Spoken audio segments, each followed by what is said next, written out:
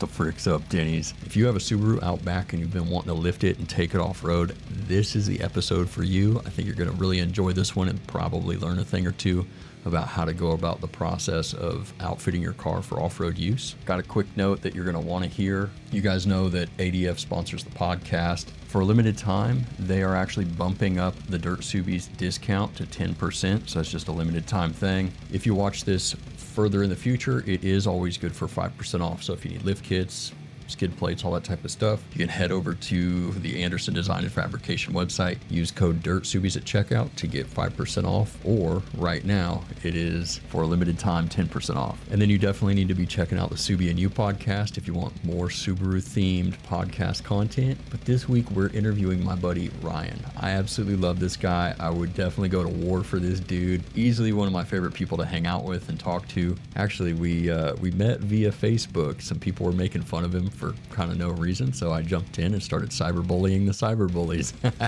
It's my favorite thing to do. Anyways, this is an absolute heater of an episode, so let's go ahead and get into it. Well, dude, I'm super happy to have you on here. I know I've made content with you like on YouTube before, but this is your first time on the podcast, and you are definitely one of my good homies, so this is an absolute pleasure. Thanks for coming on. No, I appreciate it, brother. It's great to actually be on the official DIRTSUBIES podcast, man. It's like I was telling you before we got started. I don't know how you have time to do everything you do on top of everything you do on top of everything you do. You make me feel lazy. I have no kids. That helps, but all my kids are grown, so they take care of themselves at this point. So it's just the wife taking care of me, the big kid. Well, I'm like you, man. It's the coffee grind, bro. Right, All right. day. I Sun up I to sundown. My wife tells me I need to chill out with the coffee. I was like, you shouldn't have introduced me to coffee. So you shouldn't have told me it could actually taste good because now it's a problem. Dude, I love it. Can you introduce yourself to everybody? Tell us Oh, who you are, where they can find you online, and then tell us what kind of car you got. oh man, my name's Ryan Wolf. I drive a 2019 Subaru Outback Touring. The Instagram is lifted underscore Mick. Um, Mick is the original name of the car, and then when I decided to lift it and make the Instagram, that's where Lifted Mick came from. Heck yeah. Dude, I love that name because I still remember the commercials from where that name came from. Bro, it had to be Mick. It That's had to be right. Mick. That's not a Jeep. That's not a Jeep. That sticker's still on the car, bro. Oh, I forgot about that. Heck yeah. Okay, Yeah, that's what's up. you sent me that. Oh yeah. Yeah, it does. Been a minute. Yeah, dude. Well, we initially did an article with your car. Gosh, this has been years ago now on the Lifted Imports website. Right. But I know you've added a bunch of stuff and updated some things, all that type of stuff. Can you let us know sort of what your main mods are on the car? The big one of the core is obviously the suspension. The flat out GR plus. That was it. Yeah, the flat out GR plus. I was trying to remember which model it was. 'Cause I was Dude, it looking gets at I was confusing. looking at GR40 the other day. I was like, oh man, I don't know. I might have to step it up. So yeah, I got the the flat out GR plus. I got the Rally Tech um, subframe spacers in the rear to make that happen, and the half-inch custom subframe spacers in the front, and the Mishimoto transmission cooler was a must with the bigger tires and stuff. I got the LP Adventure skid plate. What else? The EBC brakes, man. I always forget the brakes. Oh yeah, Like, dude. I You brought can't. it up with me the first time we talked. Yeah, yeah. I'm Yeah, about it. I didn't. People said you're gonna need the brakes when you get the bigger wheels and tires. And the second I tried to stop after getting those wheels and tires, I was like, yeah, I'm gonna need brakes. I'm gonna need major upgrade on those brakes. But then trying to think of everything else that's on the car currently. Um, right now Dude. I'm just sitting on a ton of parts. Well, fill us in on wheels and tires. Let us know what you did Oh, there. I've got the Black Rhino Warlords, 17 by 8, and the what are they? 245 70 R17s BFG KO2s. That's a big tire. Those wheels and tires, like when I saw those tires or those wheels, like I had to have those wheels. The only bad part about those wheels, I didn't have any options. By 17 or 18, I believe that was an option, but it was only 8 inches wide. Like, there was no width options, there was no offset options. So Hey, tell everybody the story about how I almost nuked your tires because of that. bro, well, we know that 9 pounds is too little on on that wheel tile combo. Yeah. But it's funny how much a small difference makes, bro, because I've rode 12 many a times. I've dropped down to 12 and done numerous trail rides and never had an issue. Dropping down to 9, what was probably an hour and a half in, all of a Something like sudden it that. sounded like I was rolling on a flat tire, And you were. and I was, but it's crazy that didn't come off the bead. And the other crazy thing is I was so stubborn that I had to let 3 tires do that before I said, "Fine, we're Well, putting more air in the tires." that was my doing. I was like, 9 psi will be fine, Yeah. because I've run 9 psi on a similar width tire all day on Right. 7 inches, like 7-inch wheels. Hmm. But that was my first time airing down a tire that size on an 8-inch wheel. Yeah, So I learned a lesson that day. we both did. We both did. But I mean, it also says a lot to like the durability of that sidewall. I Oh, was out dude. there. You could hear the tire was flat, and I'm rolling over rocks and boulders, and Yeah. it's just like something doesn't sound right. It's and the tire, like we didn't even have to put it back on the bead. It held the bead. It might have went flat, but I kept rolling, and it still held Yeah. held the bead. Like we didn't have to do the old fill it up with brake cleaner and light a fire. Yeah, dude, it's as long as, because a lot of times they just open just enough for all the air to go away, and then if you can just get some air right back in it before you nuke the thing, you're good. But yeah, that was a learning experience for me. We had a lot of fun that day. Dude, that was hella fun. Like we were out there a lot longer than I expected because I honestly planned on bringing you back through. I think it was through Oak Creek Canyon, like that's the Yeah. real scenic route. I was gonna bring you back, but like it was dark when we got done. It was like, Yeah, when we ended were up in being a long Sedona. day. Yeah, we got back down into Sedona. It was dark, but dude, that was a blast, man. We got to have dinner and all that. It So was a great time, dude. That's yeah, probably like I do want to do a lot more exploring out there in Sedona, but that's one of my favorite like just day trips. It's an hour and a half away, so you can drive up there, do what you want to do, go to lunch, go to dinner, and still yeah, come home and sleep in your bed. So it's exactly. and I mean you saw the scenery. I still Oh, remember dude. like the way you reacted when we came around that bend. You're like, what are we looking at? Yeah, dude, and that's for me coming from, like, the Pacific Northwest, where you can go to places that look like they're in some Disney movie, or Right, Tarzan right, or something like that. But yeah, that big helipad when you come around, that's what I call it, right. the It does. It looks like an alien stone. land. I think like Yeah. I think it looks over like an alien ship's land, bro. Yeah, dude. Like, for reals. Have you heard about any of the crazy, like, lore out there?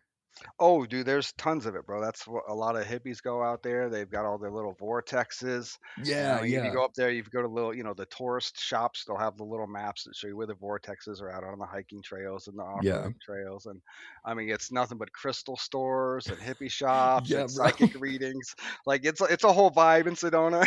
Yeah, But yeah, it's a fun place to go. It's the off-roading out there is off the chain, man. yeah, dude. Yeah, and if anybody's out there, I mean, you can even do those Jeep tours. If you fly in and don't have a rig, do one Hmm. of the pink Jeeps or whatever. You can rent That Jeeps was too. sick. Like I've Oh, done that's that out right. there. Yeah, I've rented a Jeep and gone off road, and then I like to clown the pink Jeeps when I go out there in my Subaru because they Yeah, they bro. they they don't give me no respect, bro. They always stop me at the trail. You know what's up to? You're gonna be able to make it. There's no AAA, and it's Yeah, like, bro, exactly. I'm picking up the disrespect. I Lay it am on a little triple thicker. A. Exactly. Don't make me pull you out of here. I will get it on video. I'll post it everywhere, dude. I love it. Yeah, that Like was a I didn't realize till we were on our way home the radio had been off the entire day. yeah, dude. Just having a good time with the homies, man. And those trail sodas. Yeah, yeah, absolutely. Yeah, I brought Capri Sun today. Ah, nice, nice. Just a little something, something. These things are basically Yeah, like water. I that only thing have them go when I'm at the house. right, right, right.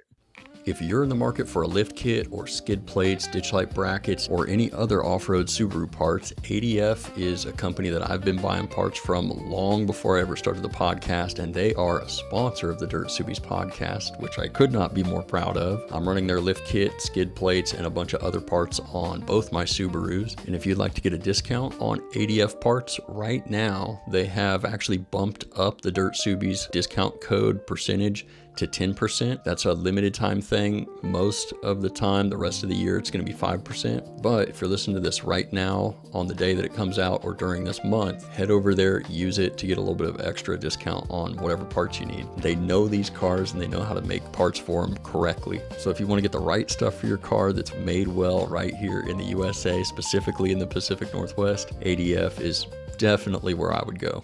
But yours is pretty drastic. I think that comes from you deciding to come up above that 2-inch level. Can you kind of talk about the whole process of you finding a shop that could do the install for you, how big you ended up lifting, and just maybe what some of the challenges were? Well, I mean, first I had to get past everybody telling me you can't, you shouldn't, don't, you'll regret it, and even the Subi Works here in Tempe, Arizona. He told me everything I needed to do. How to, subframe drop, this, that, how to line up all the geometry to get everything to work. But don't do it, and don't bring it to my shop because I won't do it. like that was his, and I'm just like, bro, pile of money. I'd like No, to make it no yours. shade, by the way. No shade. No shade at them. That's No, the they're great. They do great work, but they just wouldn't touch my car, bro. And of course, I had to spend a decent amount of money to go out of town, yeah, stay in a hotel for a couple of days. But that was great. We turned it into a vacation, no regrets. But like they could have done it. I yeah, mean, Chris and Subi Works in Murrieta, California, lifted my car in like 3 hours, bro. Like, yeah. So can you explain um, when you go past the 2-inch mark, the reason why most shops would tell you don't do that is because you run into a lot of issues, mainly with the axles, specifically mhm. the front axles, and there's a lot that has to be done to make the car drivable in any sort of meaningful fashion. Can you kind of explain like what actually has to happen in the front end of the car? Because the rear is easy. The rear, you just do the multi-link spacers. Those are sold widely. You can get those no problem. But in the front, what sort of had to take place in order for you to just get that extra 1 inch? I need to It's know these things. that extra 1 inch is important, brother. Um, Initially when he lifted the car, he's like, I don't think we need to do the subframe drop in the front. He's like, I Hmm. think you'll be fine. Okay. He brought me to the shop. He showed the angle my axles were at, and I was just like, I'd rather we're here in another state. Yeah, that's not We a bad have the approach. part, yeah, we have the parts. It's already part of the budget. It's not gonna hurt. You know what I mean? It's not gonna hurt. So I was like, I would rather just go ahead and put the subframe spacers in where they need to go, drop that subframe a half an inch, rather than be calling him in 3 months going, damn, bro, I'm going through axles. I'm gonna have to come back after I put new axles in so you can do the subframe drop. Um, Oh, but when he came to drop on the subframe, I believe there was 4 points on the subframe where there's spacers, and then there's a half-inch spacer on all of the motor mounts. Okay. Yeah, yeah. Because a lot of times I forget that there's a spacer on the motor mounts to keep everything lined up. Because Yeah. initially, in all of my ignorance, only thinking about what you see done in the trucks, I called them up Yeah. and I wanted a 4 to 6 inch lift. Obviously, that's stupid. Little different. Yeah, Yeah. that's not happening on a Subaru. But he was gonna do it, bro. He called me back. He had the suspension, 2 inch blocks. So it was going to be, the 3 plus the 2, a 5 inch lift, Yeah. and we discussed dropping the engine, doing all the things that would need to make that happen. And I just decided against it. That was going too far, too much on a too new of a car, still under warranty. Um, just risking way too many problems. And like we've Yeah. discussed before, if I destroyed our car, and I say our, mine and my wife's, she'd Yeah. never let me do anything, have any fun with another one of our cars, What and I mean, I think you made the right decision because even if you'd have gone 5, 6 inches, your car for all intents and purposes, would be equally as capable at that height as it is where it is right now. Minus, you might have just a tad steeper degree of approach and departure angle, but aside from that, dude, your Right. car is it's literally just as capable as it would have been. Well, and when you say, as capable, I've learned since then, my car would probably be even more capable had I not done a lot of this stuff. Well, so when you say that, what are you thinking of? Um, Diff lock, good tires. Mm-hmm. Diff lock, good tires, man, will get you a lot of places. Throw in a 2-inch spacer lift, and you're solid. Yeah. Like the suspension is for people that want to go fast, people that, Yes. like and part of my thoughts with the suspension is with all the research I did and everybody I saw and their progress and how things went was you start with the pucks, you start with the spacers, and then eventually you end up upgrading to suspension. So I just kind of figured I'd start at the end. We'll just start with the suspension. I know I like to drive fast. Like, never done rally driving before, but I know I like to drive fast, dude. I did done 100. Make sure the police aren't listening, right? I did 110 in my Isuzu rodeo on a dirt road, bro. I like to go fast, okay? Dude, that's hectic, bro. Don't turn the wheel. Like, you better keep Yeah. it going straight. Yeah. Little understeer and a quick flip right there. Exactly. But like I was saying, and I learned that from Matt. Just tooling around with Matt in the garage when we're working on stuff that he's told me and things that we've talked about, and it's just like really good tires and a locker on the diff Oh, dude. would make, I think, any other Subaru just as capable as mine. Especially, if you've got one of the wildernesses that have that low gear. The one thing I just Mm-hmm. can't stand about the only thing I don't like about it, bro, is that Man, I don't have a problem with the CVT transmission. I have a problem with the fact that I don't have a low gear. yeah, and it's funny. I remember you actually mentioning that when we first connected years ago. You talked about man, they literally within months of me buying my Outback and building it, the wilderness gets announced, and it's kind of sucks, Right. Well, because I mean, once you buy something, like, oh, am I going to go trade it back in and eat Yeah, 10 grand to then go pay exactly. full price and full depreciation for a Yeah. brand new wilderness? It's just like I'm looking at what I'm going to spend to do what I'm going to do to my car, what I'm going to lose, plus what I'm going to spend extra for a trade in and a new car. And it's just like, F it. I'm going to make my car my car. And like I've mentioned before, in my ignorance, I thought the 3.6R, I thought that V6 motor with the extra power would make up the difference of the low gear, and it never will, and now I know that. It helps, Oh, but it does, having a it's not the naturally same. aspirated motor, Yeah. because like I have an Ascent too now, and Yeah. that's my first experience with a turbo motor, Mhm. and when I was doing my research for that car, everything said everybody's biggest complaint with the Ascent was underpowered, gutless. So when I test drove it and I hit it, I was shocked, bro. Like, it throws you back in your seat.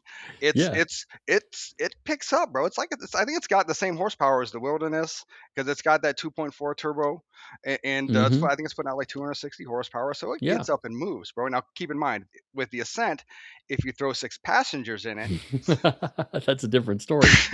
Well, I think it's crazy because a lot of people who will share their opinion about a car that they've test driven or bought, they'll be like, "Well, I mean, I came from a Suburban. Like, how does it not have the same power as my Suburban?" Well, your Suburban also got 8 miles to the gallon right, right, and had a massive V8 or whatever in it. Like, what'd you expect? This is literally a 4-cylinder mm-hmm. powering a massive 7-seater and still scoots. Bro. And it's the crazy thing too, and the same thing with the Outback when I started driving it, and then going up to the Ascent. It rides, it feels, it handles, it drives like a sedan. Dude, It's not yes. like driving a van, a minivan, an Mhm. SUV. Like, I feel like I could rip around the racetrack in this thing, bro. You know, I just interviewed somebody earlier this weekend, and we talked about that and about how people are so afraid to lift a Subaru because it's going to ruin the drivability. But even with a lift, Subarus are engineered in such a way that even when you put them at a disadvantage, they handle better than anything else I've ever driven. Bro, You for know, reals, for reals, they're they so do. good. I was telling that person, I got spoiled, driving, because my first car was actually a Jeep XJ, a two-wheel drive XJ, and then I saved up money and bought a Legacy GT way back in the day, back when the second gen Legacies were still newer. And that was kind of my introduction to driving a car, was in an all-wheel drive Subaru with a boxer motor that just handled like a dream with no upgrades. It still handled better than 90% of what's on the road. Right, right, right. So you're running the flat out suspension. I know you mentioned that you feel like it's good for people who want to go fast off road, and I would agree with you. Actually, I think that's where it really shines. Um, have you, having had it installed in your car for this period of time, do you have any tips for somebody who's maybe new to the Subaru thing, who wants to do coilovers in the car? Maybe you have some guidance for them. Maybe it's not the right thing for them. What's just kind of your whole thought on that topic? The right tool for the right job. Like know what you're getting into and what you want to do with your car. If you're just gonna cruise dirt roads, you don't need it. If you want Yeah. to, if you're looking for increased articulation, you're not gonna get much of it. It's for Lincoln suspension.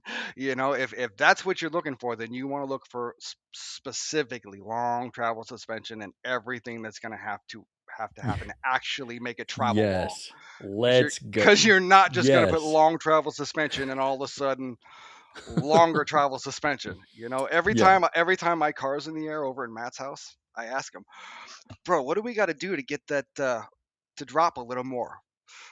Because like they go up a ways, but Oh when you yeah. jack the car up, bro, it's like bloop, it's like 2 inches Yeah. maybe before they come off the ground, and it's like I'm pretty sure that they go further than that. What do I got to do to let them go further than that? You got to write TSS Fab about a $10,000 check for full tube subframes front and rear. That's kind of what it comes down to. And I've seen that, and I'm like, not a bad idea, like, but that's those those are for the guys that own their own shop, like Mitch, and Yeah. people Yeah. who they have their own shops. They're in the garage all day ripping engines apart and Mm-hmm. transmissions. Like when you have that knowledge base and the tools and the equipment, and you can do stuff like that in a day, and it really doesn't cost you much more than a trip to the junkyard and a few hours of your time. Like, let's go. Like, that's the way to do things. I'm not that guy. I, Yeah. Same. I'm becoming I not that wish I guy. was. I wish I was, man. Because it's Yeah. it's crazy. Like the CVT transmission in the low gear. Like I know I'm gonna have to replace that transmission at some point. And I've actually talked to Mitch probably like a year ago when I saw that he did the swap on there on a couple of them. I'm like, bro, I got a 3.6. Like, how do we do that? And he said somebody was working on it. I haven't heard if it's actually been done yet, but I'm really, really hoping that that problem is solved before I need a new transmission because I, as heavily invested as I am in this, like if I have to do an engine swap to get a transmission that's more suitable, whoa, Yeah. so, That's it. so, Wait, are you talking about Milton or Mitch? uh, I Silver want to say it's Bullet? Mitch. Yes, Oh yeah, okay, Milton. is it Milton. Milton? Okay, Okay. sorry, I sorry, was my bad. thrown off there for a second. I was like, No, dude, I'm so bad with names. Mitch. Oh I dude, am the same. absolute worst with names. I am the absolute worst Same. with names. I kept Yeah. calling Eric for like 6 months. Eric, Bearded Pixel, was Brian. Yeah. Every Yeah. time I saw him or I went to call him, it's Brian. But it's like, and then I would stop myself and say, no, that's not Brian. That's not his name, stupid. It's, his name's Eric. Yeah, dude. I am the worst with names. So yeah. Yeah.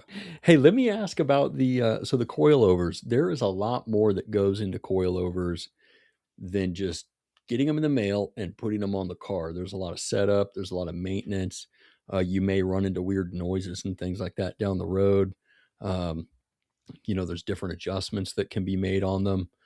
What are some things that somebody who's brand new to the whole coilover suspension, whether it's off road or street coilovers, what are some things that you ran into where you're like, oh, I didn't realize this was something I was going to have to do?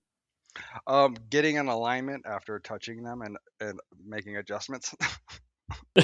Dude, any amount of height I'll just play with adjustment. these a little bit, and I'll put it right back where I found it, and Nope. all's well. No, all's not well. All's not even close to well. You pull out $120 and go get a freaking alignment now, dummy. Exactly.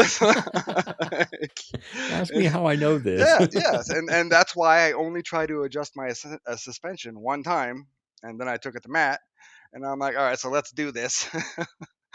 Let's make this a little softer, and then I went and paid for an alignment because it's Yeah. so if you're gonna do something, just pay somebody who you know knows how to do it right. I mean, budget is fine, but I've tried to do things myself, and then you end up having to pay somebody to fix your mistake and do the work, and it's just like I'm not above swallowing my pride and asking the person who knows, Oh, you know. same, dude. I fully agree. I've made that mistake more times than I'd like to admit, but it is what it is. Right, right. But yeah, getting back to the coilovers, I didn't do the assembly. That's I've never dealt with coilovers, bro. Like I've pulled Hmm. struts out, I've swapped struts, I've swapped suspension on a car before, but I've never dealt with coilovers. So to take $2,500 suspension and say I'm going to try to put these together myself, and then I'm going to try to put them in my car, and I hope all goes well. Like I don't got money like that, so Yeah. like I'd rather spend a little more money to take it to a shop, have them assemble it, have them install it, and all's well. And are they filled with nitrogen? I don't even remember what they're filled I with, but think it's so. some Yeah. kind of yeah. There's some kind of Hmm. gas because when I asked Matt about it, he's like, I can't take them fully apart because I don't have the nitrogen to fill Hmm. them. But yeah, they're a little more maintenance, So you just have to plan on either you have the knowledge and the know how to do this stuff yourself in your garage, and you're going to be taking it apart and you're going to be doing it yourself, and then you can go pay somebody to do an alignment, or you're going to just plan on paying somebody every depending on your setup and how you use it. Like I'm trying to shoot around 25,000 miles to where we pull it out and grease it all up and clean it and do all that. I haven't had to pull it completely apart yet.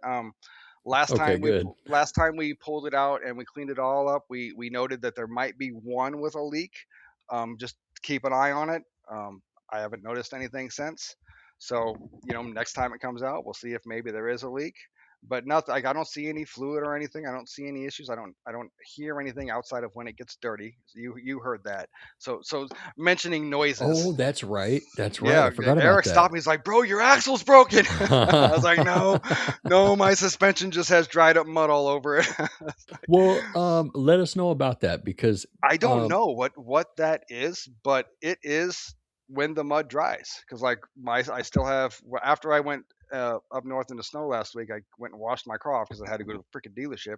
But I didn't get all of the mud off the suspension, so right now you can hear it every time I hit a bump, and it doesn't sound good. I don't like the way it sounds at all. When we go through mud, you don't hear anything, but when an hour later on that trail, when the mud dries, now you hear this awful sound.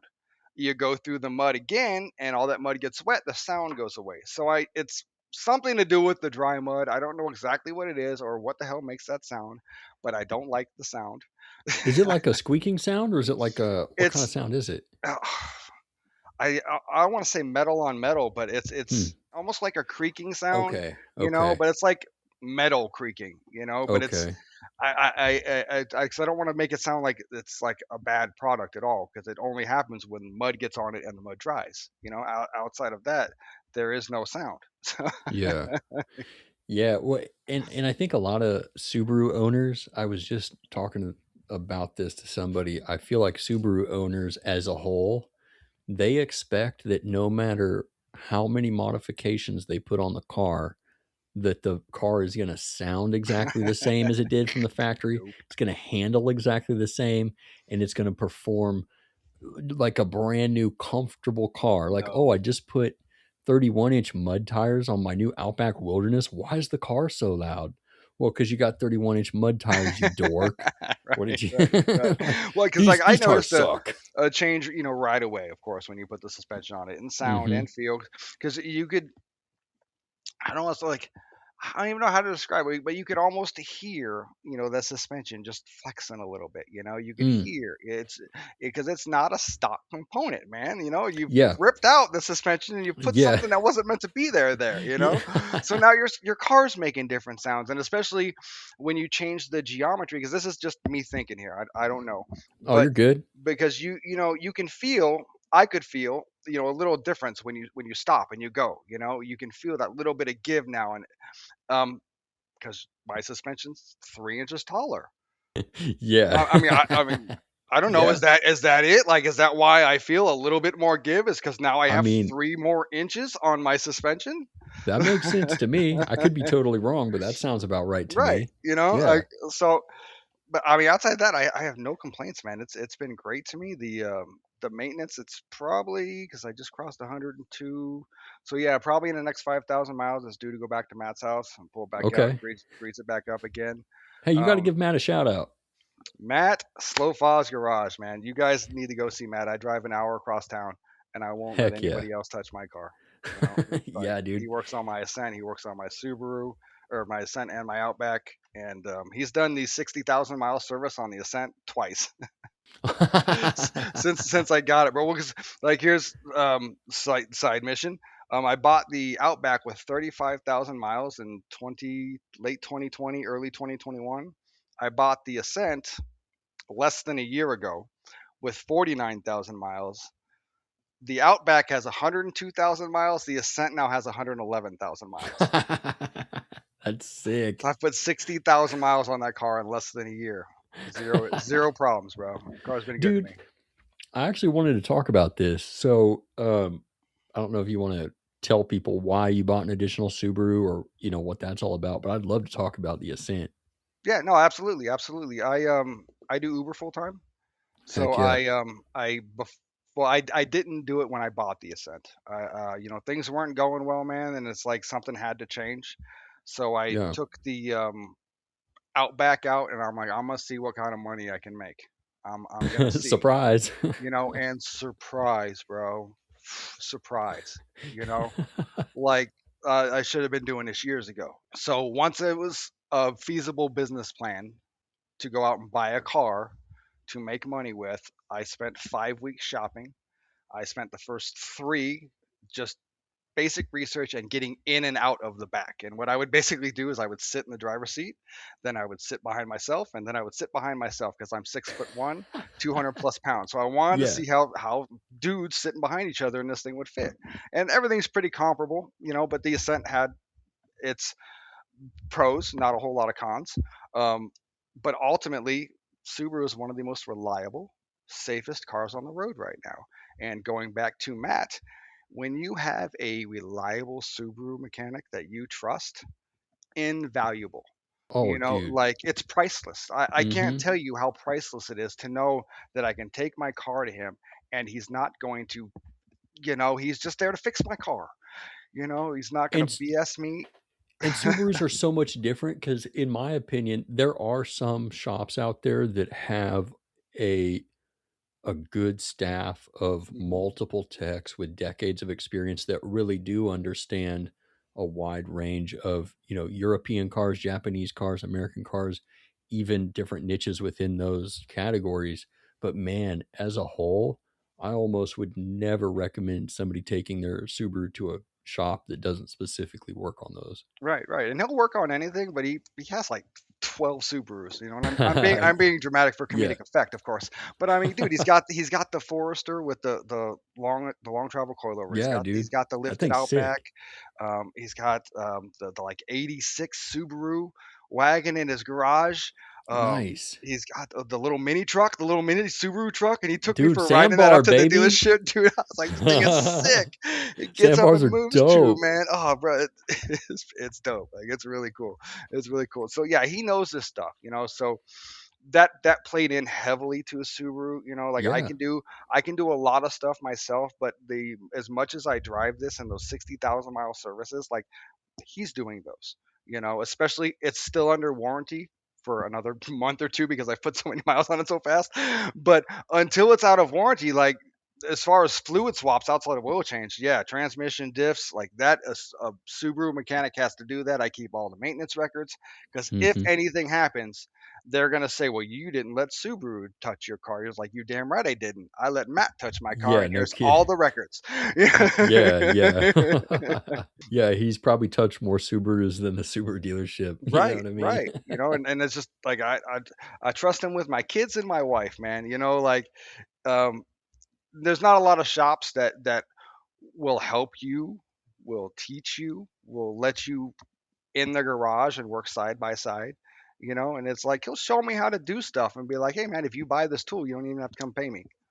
Like, Oh, I love that, dude. That's name it, like name sick. a mechanic that will teach you how to put them out of work, and it's like, Yeah. and that's just another reason why I want to support that small business, because he doesn't have to do that. He doesn't have to allow me in his garage while he works. He doesn't have to let me help. He doesn't have to let me learn anything. He's a friend, so he treats me like that, but he treats everybody as a trustworthy mechanic should. He's I love honest. it. Like, he's not going to mess with you. He's not going to mess with your car. He's just going to fix your car, and he's going to Yeah. tell you what it costs, and he's going to charge you what it costs. Because I remember you were telling me, you were like, hey, I think I'm going to start side hustling over here, doing some Uber just to make some extra money to get us out of some different things and put some extra money in my pocket.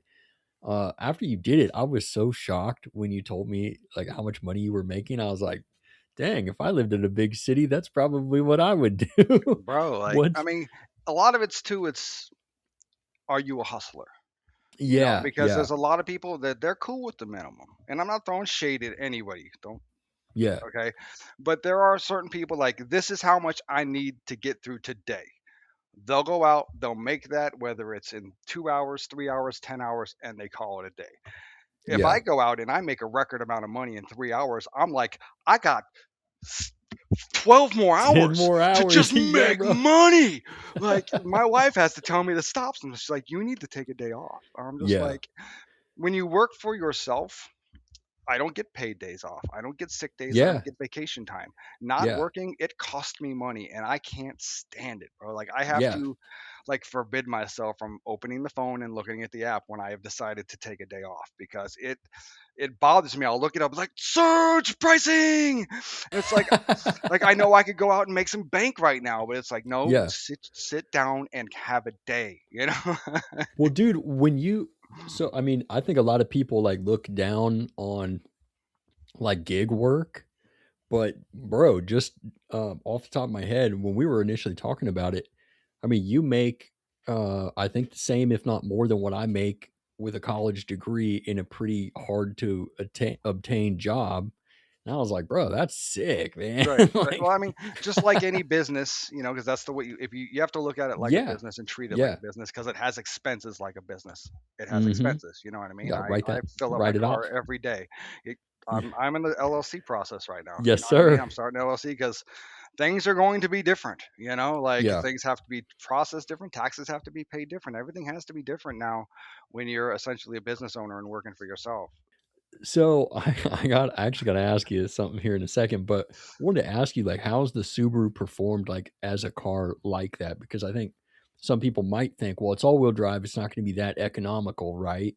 But how has the car performed in terms of like comfort? Do people complain about the comfort? Are they stoked about the comfort? Are you getting good fuel economy? Like, what's that experience like As far as fuel specifically? economy, it's Hmm. pretty standard with all the third row SUVs.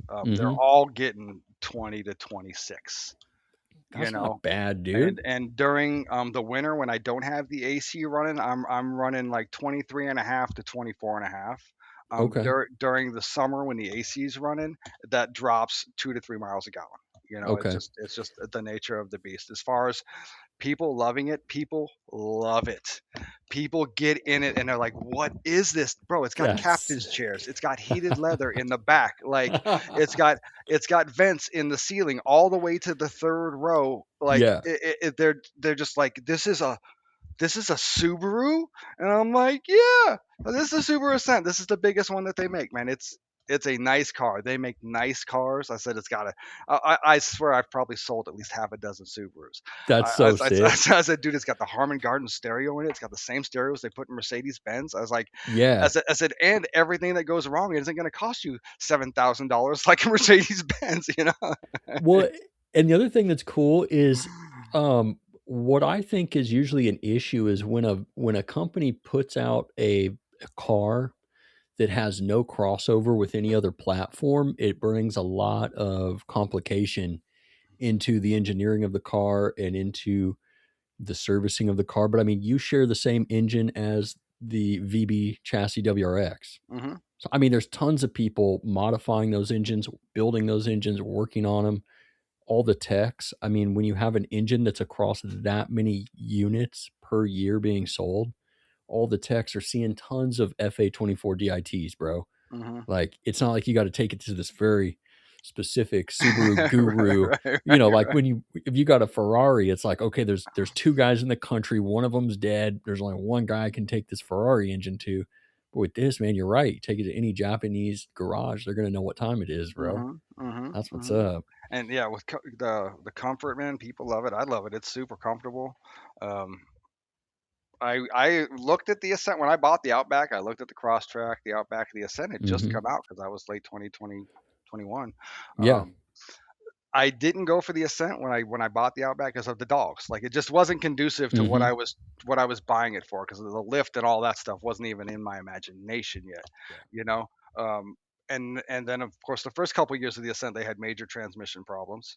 So the Yeah. first thing I was gonna do with this was put a transmission cooler in it. Ooh, nice. In 2022 they started coming with Oh, transmission coolers. okay, good. Well, because Yes. it's, it's a very powerful engine and a decent transmission, but Right. it's a new model with a much larger, unibody on top of it. And so, naturally they're going to have to sort out some kinks. Right, right. Well, and honestly, like it does put down the power. It's got that nice turbo motor, but from a I don't know a customer standpoint, like I don't know why they would not have put in what what language? I don't know Put why they in, I I don't don't know know. why they wouldn't have put the 3.6R with the transmission that goes with it in that. It is your biggest, heaviest unit. Hmm. Why would you not want that naturally aspirated engine with that bigger, better, beefier transmission that goes in it? Because you got the bigger, beefier car that's gonna have 12 to 1,500 pounds of passengers put in it. We're not even talking about towing. You load it up with six Yeah. adults. It's 1,200 to 1,500 pounds of person. You know. So why would you not put the bigger, beefier transmission and that naturally aspirated motor where you don't need the turbo? Because the reality is, bro, the Outback with that 3.6R, it gets Hmm. the same gas mileage, if not better than the Ascent. Really? Yes. Oh, I don't think I knew that. That's pretty Yeah. sick. Stock. And Stock. Keep in mind, stock. okay. Not with those big ass tires on Well, and it. there's no turbo lag either with a No. naturally aspirated No. engine. Yeah, I don't know. I it would be kind of fun to pick a Subaru engineer's brain a little bit about it. Be like, hey, why'd you guys discontinue this? Because I love the 3.6. Dude, I Like, that's why I got the touring, man, because it had the 3.6. Like that's yeah, why I got that. All yeah. day. If you give me the option, I'm going for the bigger naturally aspirated motor, you know? So it's just one of those things like I know they did it to keep weight down. I know that engine and that transmission weighs less. So theoretically, maybe the 3.6 motor with the 3.6 transmission wouldn't have gotten better gas mileage in the Ascent. But I don't know. I just think it would have been a better fit for the application. You know. Yeah. And I mean, I guess at the end of the day, they figured it out and all they needed to do was add a transmission cooler. Like, all right, if we could put a lighter, smaller unit in this, Right. get essentially the same performance and just put a transmission cooler in it. All right, let's go. Right. But Right. there's a reason I didn't go to engineering school. I could And hardly the spell my name. the rate that I'm putting my because it's actually kind of cool that I've got these two Subarus, two completely different applications, but they're both kind of being pushed to the limits in their Yeah. applications. Well, that's what I So like, wanted to ask you, because you really are out, what, between 10 to 16 hours a day just hustling, right? bro, yeah. Yeah. Last week I think was like 84 hours. So, hey, so off the record, have you broke?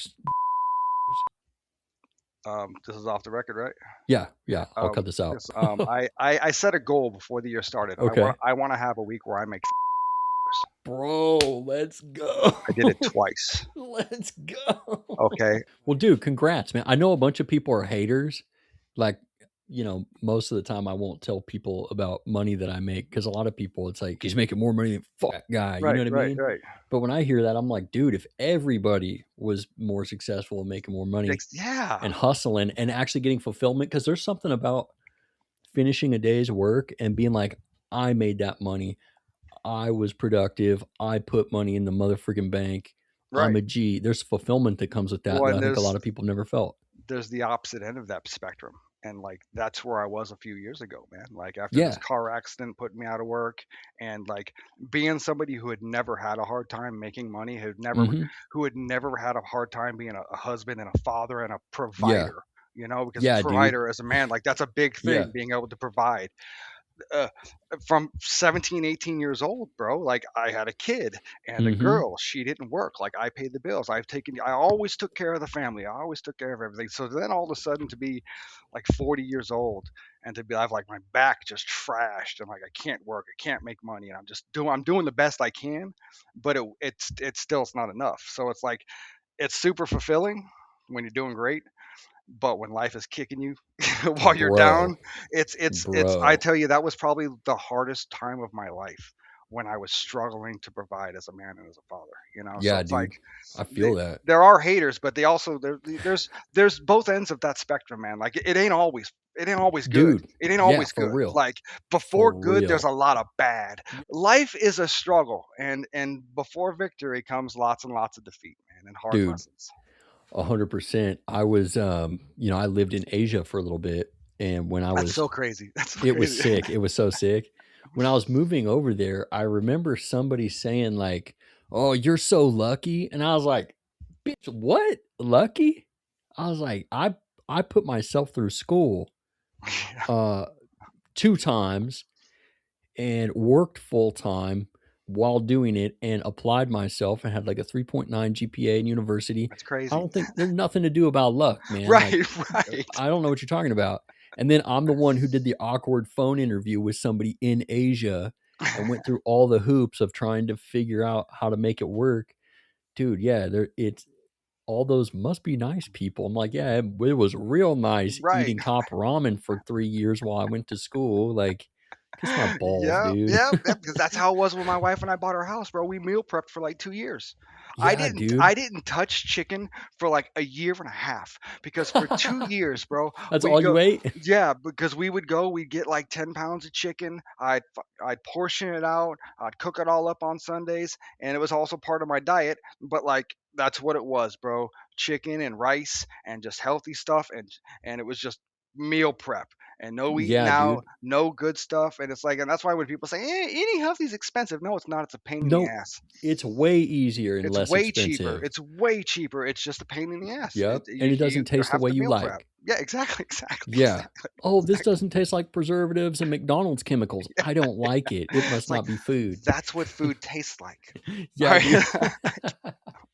Little Oh, man. salt, a little pepper, maybe some garlic salt, some cayenne, you know, like spice it up a bit. Exactly, bro. A little dude, some fresh garlic will transform pretty much any meal, you know what I mean? Like Dude, I used to do with when I meal prepped my chicken, because when you eat chicken every day for a number of years, you got to get Oh, creative. yeah. And I'm trying to keep it healthy. So, like, I couldn't just eat plain chicken. So I started making my own marinades. And, but, Oh, marinades aren't man. necessarily healthy. Yeah. But I figured out a way to make a healthy marinade. Just I'd use lemon Sick. juice and lime juice and a bunch of different Mm, peppers and onions and stuff. And I'd marinate that stuff for like 2 or 3 days. Bro, that's chicken for at least the first 3 days of meal prep, chicken was phenomenal. It's like it's all I moist love and it. delicious, but like after like that fourth, and like once you get into that, it's like it's dry and old. And it's Yeah, dude. Well, man, yeah, it takes money to own cars, to mod cars, that type of thing. It's dude, it's not cheap, but dude, it's been sick seeing you like I mean, because you and your wife own a home now. You guys are hustled and you've it's done been all a sorts of stuff, it's man. been a journey. It's been a journey, and yeah, it's not cheap, bro. Like I'm I'm sitting on like what I'm sitting about on 3K worth of parts right now, waiting to go on the car. And it's just life keeps. I mean, a lot of the dog passed, and then I hurt myself, and just MRI, doctor's visits, and then Oh yeah. Bitcoin took a big old hit. So which only affected me to the point where instead of taking the money that I'm making to do what I want to do, I'm buying more Bitcoin. Yeah. So it's like, because I keep trying to tell people, you don't lose your money until you sell. When something goes Exactly. down, buy more. It's Bro. That's what I told everybody in 2020 when the market took an absolute hmm piss. Even smart people that I knew at that time. I'm talking like one person in particular is the president of a large small business. I'm talking probably 500 employees. This person cashed out their 401k at the bottom of the market. Oh my No. gosh, we're gonna lose all our money. Yeah, you didn't You lose any did. money until you sold it. Yeah, and then some rich person came in and bought what you just sold, and you made them No, a ton of money. that was me. I came in and bought it. That's what you do. That's what you do. Bro, I straight up, that was when, okay, so I got a late start in life. That's when I started my retirement. I started a retirement fund that year, and it's already, I mean, it doubled within a couple years. Beautiful, I, beautiful. bought it literally in the toilet, and it immediately came back up pretty quick, and then eventually grew up and then doubled.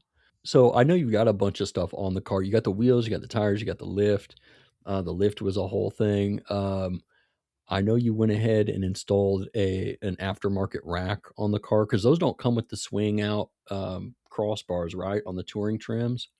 The oh, you talking about the roof rack? Yeah. It's not on there yet, but yeah, I Oh, have a bro. It's I thought for bro. sure. It is. Yeah, Okay. you thought for sure because anybody who knows me with is thinking, how is it not? How is it not on the car yet? Okay, and it is the saga. I'm gonna write a book someday, like the Chronicles of the Prinsu Roof Rack, because it's been like 2 years in the making. Okay. I've got a Jeep that's been sitting in the garage for a month and a half with very basic work that needs to be done. So I get it, Bro, dude. well, because like I bought the first rack on Facebook Marketplace, right? Yeah, and it was the wrong one, Yeah, right? so let's like I guess we'll just go ahead and go through the whole saga. So I Yeah, bought the let's first go. one on Facebook Marketplace. Fantastic deal, right? Yay, I saved money. Um, but I only wanted to drop the headliner once, so I waited until I got all my lighting and I got the insulation that I wanted to put on the roof. And actually, I waited till that was my Christmas present, so it was like almost a year before I bought all that stuff. Then I put the roof rack together, and I realized it was the wrong one.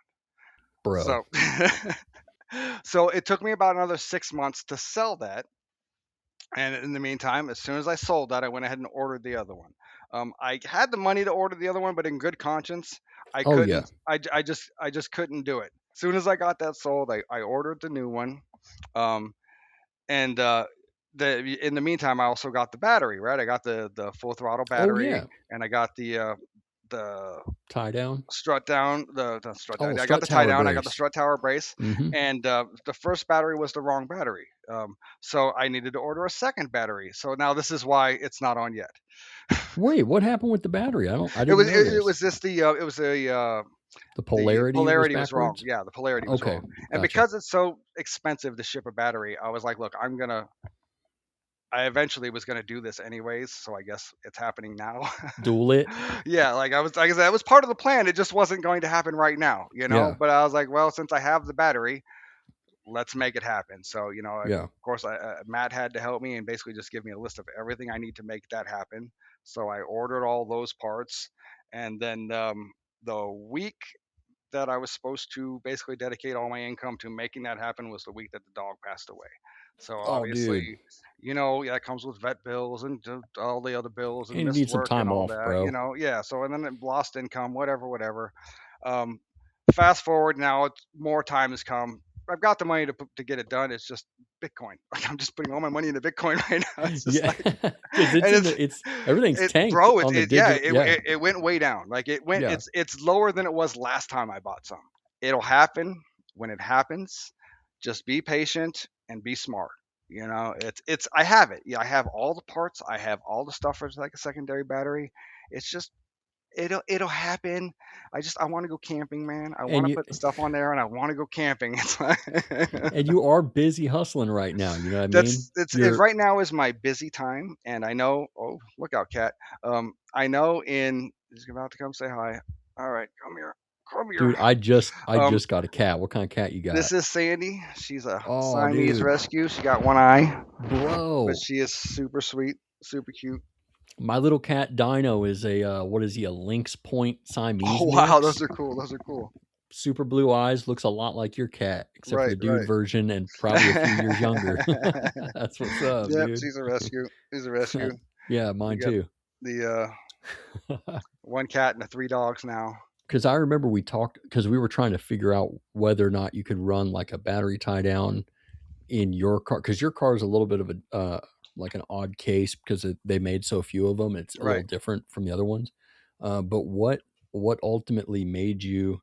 Because I kind of had a bad experience one time, which opened my eyes to, oh, I need a battery that I know is going to work. What caused you to want to start changing your battery to something that's AGM? Oh well, seeing your stories for one. Um, Yeah. I mean, one of the first of all, I had gone through a couple of batteries in the Outback because my infotainment system had a parasitic draw. So I Oh. had ended up replacing the battery a couple of times, and I Hmm. always replaced it with interstate batteries because I always, oh, that's a better battery. And they're not That's bad. for a normal application, yeah. But Hmm. then after hearing your stories and seeing a few of the videos, I was like, yeah, it's something that was always in the back of my mind, but I didn't want to spend the money. But it's like, and then after seeing and hearing, it's like, yeah, spend the money, don't spend the night in the woods unwillingly. Like, Yeah, dude. spend the money or spend the night. Pick Yeah, your poison. And it's just like, I know I'm gonna have the lights, I know I'm gonna have the power. Just get the upgraded battery and go for it. And honestly, I think I've left the lights on twice since I got the bro. battery. And no Yeah, problem. I've done the same thing. I had my daily driver on 2 occasions has been left in the garage for multiple days with the light on because I don't drive that car every day. Right, And multiple days had the lights on and it completely just roached the battery. And in most cases, that would be enough to kill the battery right, permanently. right. Uh, went out there, was like, oh, car didn't start. I have a problem. Put it on the Hmm. trickle charger, brought it back up. Boom, car's still running. That's happened twice. I think the first time was like 2 years ago. Most recent time was maybe 6 months ago, and that was like in the cold weather.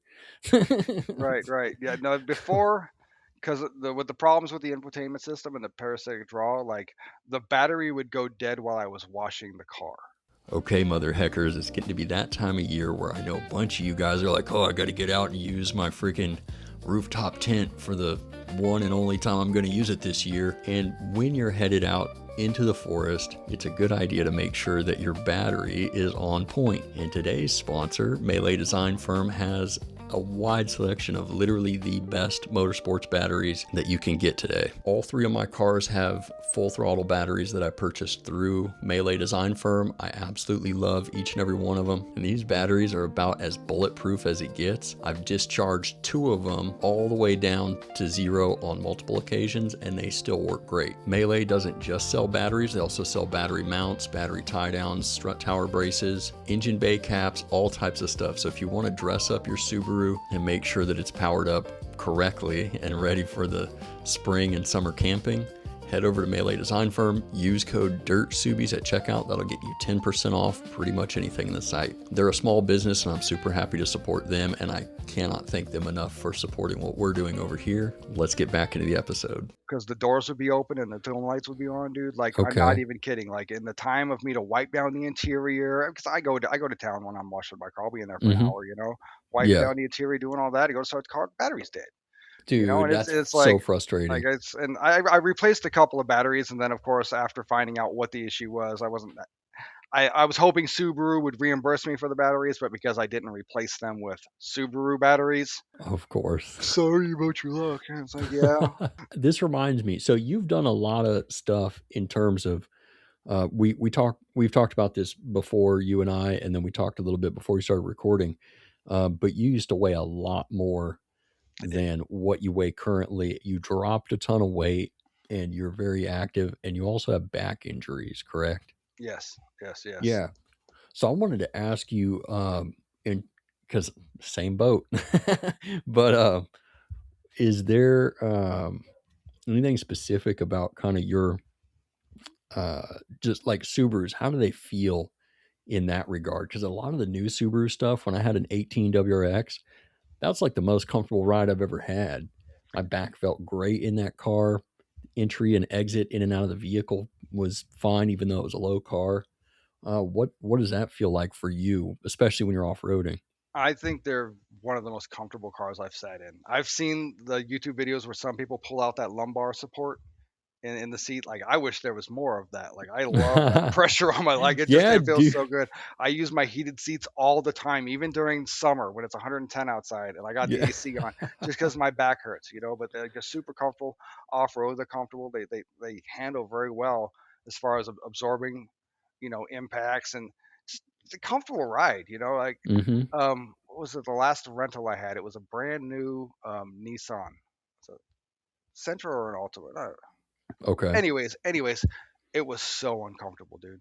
It was so uncomfortable. It Dude. made my back hurt. Everything about the seat was wrong. And I've talked to several other people that don't have Subarus but have like rented them, and they've all said the same thing. It was one of the most comfortable, smoothest riding cars they've ever had Dude, or ever driven. well, Excuse me. and you gotta think about it too, like, even your newest Subaru is older than whatever Nissan you rented, and Mm-hmm. dude, that's I rented Because it was a actually 2024. It was a 2024 okay. Nissan. So Well, I rented a Jaguar last time I was out there and I got to hang out with you, and, oddly enough, that was, like, one of the most affordable things I could rent when I was there, but I don't know why, but I remember thinking like, "Man, this really isn't that much more comfortable than any Subaru, no, no, bro. and My it I rented an doesn't feel as Audi. good." I forget which version, but it was one of the Audi SUVs when my wife and I were on a honeymoon. Oh, like a And only because Q5 or something? yeah, I forget which one it was. It was one of the Audi SUVs, with the Quattro 4 engine. Um, Mhm. it's only because our honeymoons. I wanted to rent something nice for them, Yeah, dude. But I almost turned around at the airport and took it back. And I mean, just as soon as we started driving away, I'm 6'1", 200 plus. Like, it wasn't comfortable. Not headroom in any way, shape, or form. It was not comfortable. I didn't fit in this car, and it's just like you shouldn't even call this. Like, I fit in my wife's Mazda 3 better and more comfortably. I fit in my Mitsubishi Lancer 2005 3? and 2003 more comfortably than I fit in that stupid $60,000 Audi SUV. Like, what are we even Yeah. doing here? Like, what are we paying for? Because this seat should massage my tush while I sit in it. Yeah, Okay, like, and for give what you a these cars happy cost. ending. Yeah, exactly, for what these cars cost. So, Yeah. It's so funny, I think Subarus are so overlooked, like, we were talking earlier about, like, even the on-road handling of even a lifted Subaru it kinda rivals even you know what's funny? I talked to a dude on a chairlift about 15, 20 years ago, I don't remember now. Yeah, this would have been about 15 years ago. I was at Timberline Lodge on the chairlift. I was snowboarding that day. And this old dude, probably 75 years old, 70, 75, old dude, just loved skiing. He was a surgeon of some sort. He retired, he was a surgeon. And he's telling me, somehow we got to talking about cars. And he was like, what's crazy? He's like, I've owned Porsches. I've owned pretty much anything that you can buy that's under, $100,000. And he's like, I got an old Subaru Forester and it's the best handling car I've ever driven and it's comfortable. right, right, And right. I just took it for granted at the time, but now I'm thinking, I'm like, that is kind of true, dude. Like It for the really money, is. you can't beat them, dude. Right. And like for like with going back to like my back issues, the ride height is perfect. Super Because like perfect. getting in and out of like one of the things that was really aggravating my back was getting in and out of the Lancer, getting in and out of that Yeah. Mazda, just kind of getting off the ground almost. But especially the Outback, when I lifted it, it really put it at the perfect height because I Hmm. basically step in and step out. Yeah. It's like Dude, there's no climb up or climb down or get out, or it's just step in, step out. I remember one of the first articles I ever wrote for the Lifted Imports website. I was kind of like, because lifting Subarus was a new idea at the time for most people. And I remember writing like, hey, these are some of the reasons why you would lift a car. And, some of them are for vanity purposes. If you just like the way it looks, you might be going off road. And then one of the things I put was honestly like ease of entry and exit in and out of the vehicle. Just that 2 inches, you would be shocked at how Yeah, much easier it is to just, You just turn around and you're already in the car. You just turn around, back up into the Yep. seat, and you're good. So Doesn't if you have a aggravate my knee. It doesn't aggravate yeah, my back. Because like I'm the guy that runs around with knee braces, but mostly like the left knee, because that's the knee I'm getting in and out of the car with all yeah. day long. I used to drive trucks and operate heavy equipment, so my whole life I've been climbing in and out of trucks, in and out of cranes, in and out of forklifts. Like, so it's no strange thing for me to get in and out of stuff. But now with my back injuries, stupid stuff like that bothers me. Like the last time I actually operated a forklift on a regular basis, I have one of those like cushions where your tailbone section is cut Oh out, yeah, almost like a dude. hemorrhoids A donut, but hemorrhoid not, pillow. Yeah. but Yeah, for the not. beehole. Yeah, exactly. So I had one of those, and I had it all duct taped to the forklift, because I don't know if you That's know so this or not, tight. but forklifts have no suspension, bro. No suspension.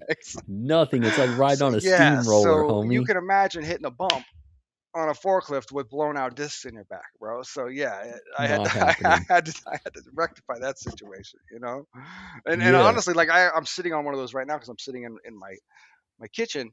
But like I have one in the Ascent. I don't even use it because the seats are more comfortable. Hmm. I had one in the Outback. I don't even use it because the seats are more comfortable. And speaking of the Outback and Ascent seats, the Ascent. I don't know why I said it that way.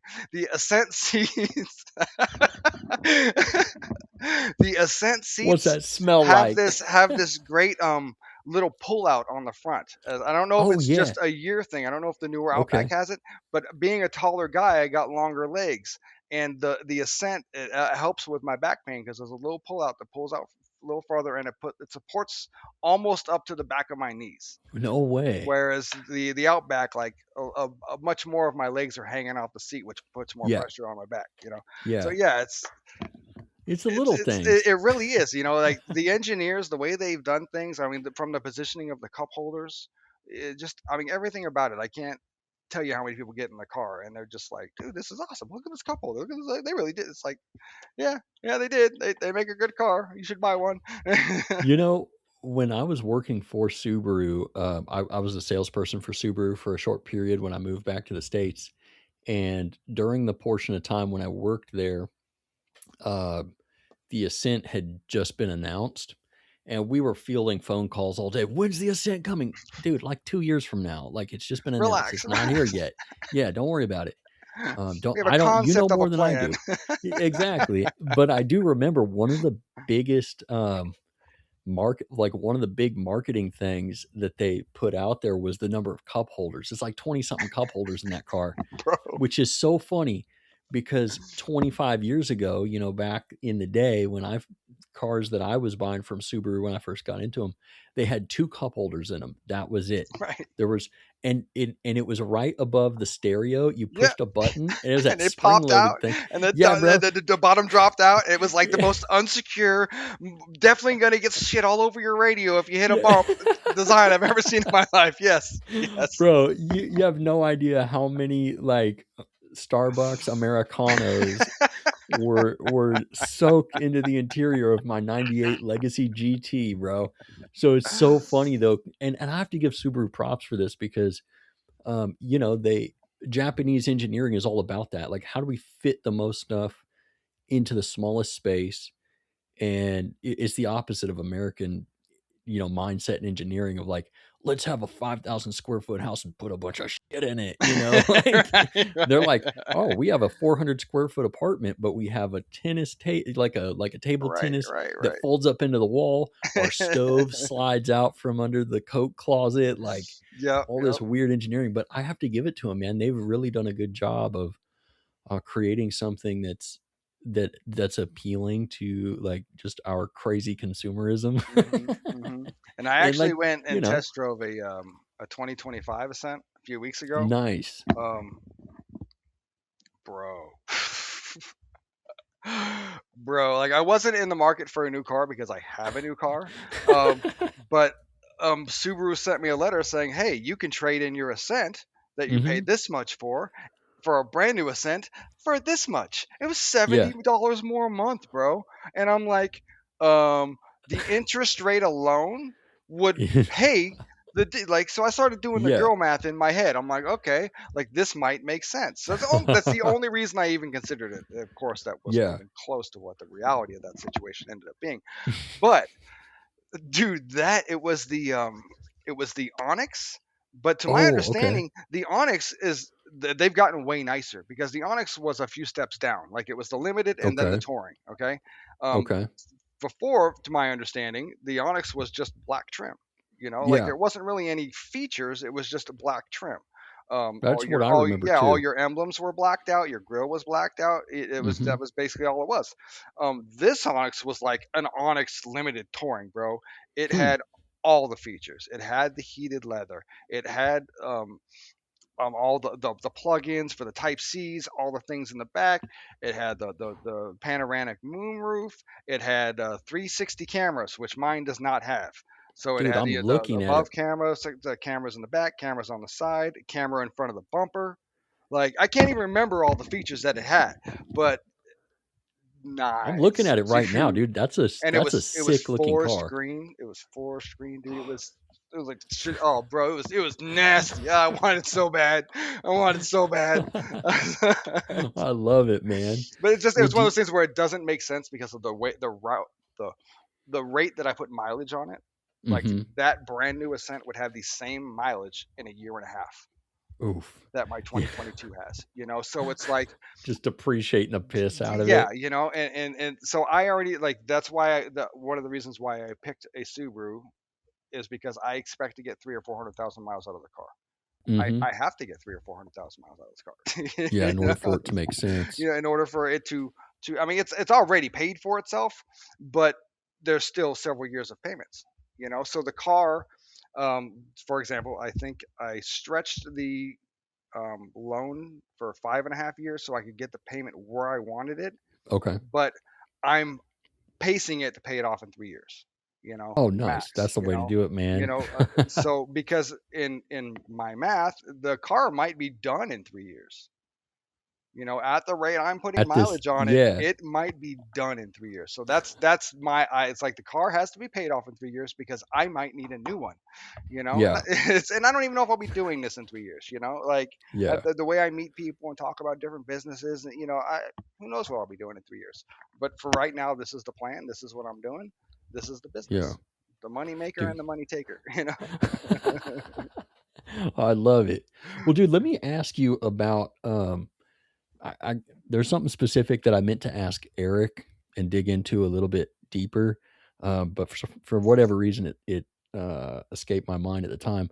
But dude, you live in a very specific place on Earth that everybody knows is what it is. Everybody knows it's hot as balls where you live, and you live in Arizona. We won't give any locations or anything out, but like, um, it's funny to me that there are things in that part of the world that would never cross anybody's mind in a majority of the rest of the country. Like, what's it like to go off-roading in Arizona? Like, can you go all year, any time of year? Can you go out and wheel, or um, does it have to be limited to certain months? What are some of the issues that you've run into out there? You can go all year. It just during the summer, if you want to go, you just got to go about an hour and a half, 2 hours up north, where Okay, temperatures are a little cooler. out to Um, Flagstaff or something. Going up the hill to get there in the middle of summer can be a little sketchy. Last time I did it, it was about 112 to 115 out.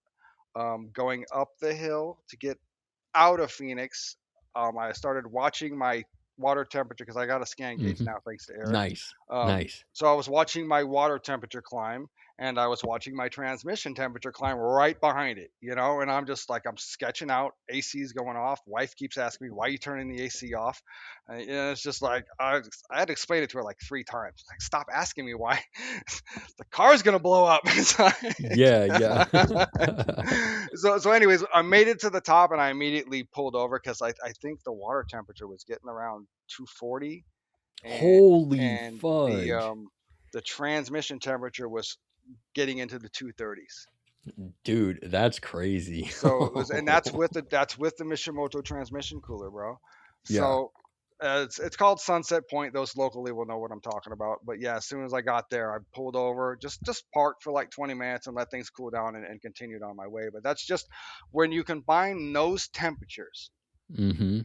with oversized tires, overweight, big old fat ass tires and wheels. Like I'm maximum stress. I might as well be pulling a trailer up the hill. Oh, dude. Yeah, I might Yeah. as well be pulling a trailer up the hill. Yeah, 100%. But I'm so glad that I have that scan gauge now because twice since I've had it. The last time I was up in Sedona, really pushing my car, I looked down, I was sitting at 240, and I'm like, oh, time to park the car and take a break. It's like, Let those fans pull for a second. yeah, and it's like before when I think about the times that I was wheeling before, pushing my car much like that, without that scan gauge, man, like Because you the have no car. idea. Yeah, I had no idea, and I was probably pushing. Like there was times where I probably should have stopped the car and taken a break. I made it through the obstacle, but now the car needs to cool down, and because Yeah. I didn't have the scan gauge, I just kept on trucking. Mm-hmm. So fortunately we are where we are. Transmission is good at this point. So we hope for the best. We do our regular maintenance. We do our regular maintenance. We do everything we can with the transmission cooler. And I've heard, I forget which person it was you were talking to, about the different ways to run your transmission cooler and Oh, to yeah. maximize that. Like Mm-hmm. I might go back at some point and try to maximize that. And I know Matt and I believe John as well have a little sprayer set up under their hood so they can push a little button, Yeah, and when it gets dude. hot it sprays, and at least it brings the temperature down a few Yeah. degrees. And sometimes it matters, man. Like, Dude, it was so sick when I first talked to John, because you kind of like told me, hey, you need to talk to this guy. And he and I really hit it off because he also used to own like a WJ Jeep. hmm And it was real funny because at one point he was telling me, he's like, I've got this project that I'm working on. I'm trying to do like essentially the same thing as like an intercooler sprayer or like a windshield sprayer kit under the hood right over the radiator. And I was like, dude, I've never heard anybody else talk about this, but I've literally thought of the exact same thing because I'm running some crazy right, stuff right. on this Jeep, and Jeeps love overheating. And I was like, you're the first person I've ever talked to that's done that. So I Right. thought that was so sick. And I gotta give John, that one guy AZ, I gotta give him Yeah. his credit. His bumper cut was what inspired me to say I can do that and it will look Yes. okay, because I had seen a few of the Viper cuts, and I was just like, I had kind of analyzed my skid plate and where it was, and I didn't see the point, because the Viper cut, yeah, you got better approach angle from your wheel, but from the front you still have no improved approach angle. I have to give him his shout out for that, because if it wasn't for his bumper cut and seeing that, I don't think I would have ever even attempted it. Dude, I think yours turned out so good. Your car looks mean, bro. And Thank you, then thank you, thank you. yeah, his looks sick too, man. Because I haven't met a lot of people that off road in that gosh, what is that, fourth or I can't keep all the Outback gens He's straight because his they is fourth. His is fourth gen. fourth, yeah, His is a because they 2014, I think. yeah they Yeah. stagger it with legacies, and hmm I can tell you what gen a legacy is, but then they Right. enter whatever. Well, he's so But much further along, like in his build and experience, and like he's actually out there. Like I'm building mine to go camping and start doing that stuff, but truth be told, I'm not doing any of that yet. Like it's frustrating. He's out there yeah, doing it. Like John, like you, he's the guy where you send a text message to, and a month later you get a respond because he was in Australia, not literally, but like he's in the outback. You ain't seeing him until he comes back, and it might be a yeah, while. It's like. And yeah, he's actually out I there know doing he it. works. Like I know he comes home to work, but it's like as far as I know, he lives in the woods. It's Yeah, yeah, dude, he's crushing. I love John. It was so cool to meet him too. Like, and Dude, I all need to these get him on guys are here, so but cool. Like I think buying the Subaru was like the best thing for my like social life and making friends that I've ever done. same, dude. Like, because it forced me out of my comfort zone. Like I've always been kind of an introvert. Like Really? if you don't come and talk to me, I'm not going to talk to you. Like I'm gonna stand in the corner and mind my business. Yeah. But when I started getting into the Subaru community and going to the cars and coffees, it's like I can just stand here next to my car like a weirdo, like that weirdo and that weirdo. Or I can force myself to go talk to that weirdo, and we can stop being a couple of weirdos. Well, it is a lot easier because, like, we're kind of the the weird ugly ducklings of the Subaru and like car community, like lifted Subarus. What in the world is this? And I feel like everybody ever talked to that's into this stuff, we all click so well, dude. Right, I right. love it. Dude, I love your cat, bro. Dude, this is like the sweetest cat I've ever found in my life. Like she'll just roll Yeah, around, let you hold her like a baby. I She's love crazy. that. She's got one eye. She's got one eye. What happened to her eye? We don't know. She was like that when we got her. We Okay. rescued her from it was one of the PetSmart things. Don't Okay. start nudging the laptop. She's trying to like rub her face on the laptop. Bro, she But looks like she's almost just super chill, super exactly chill. like my cat. That's crazy. And he's super social too.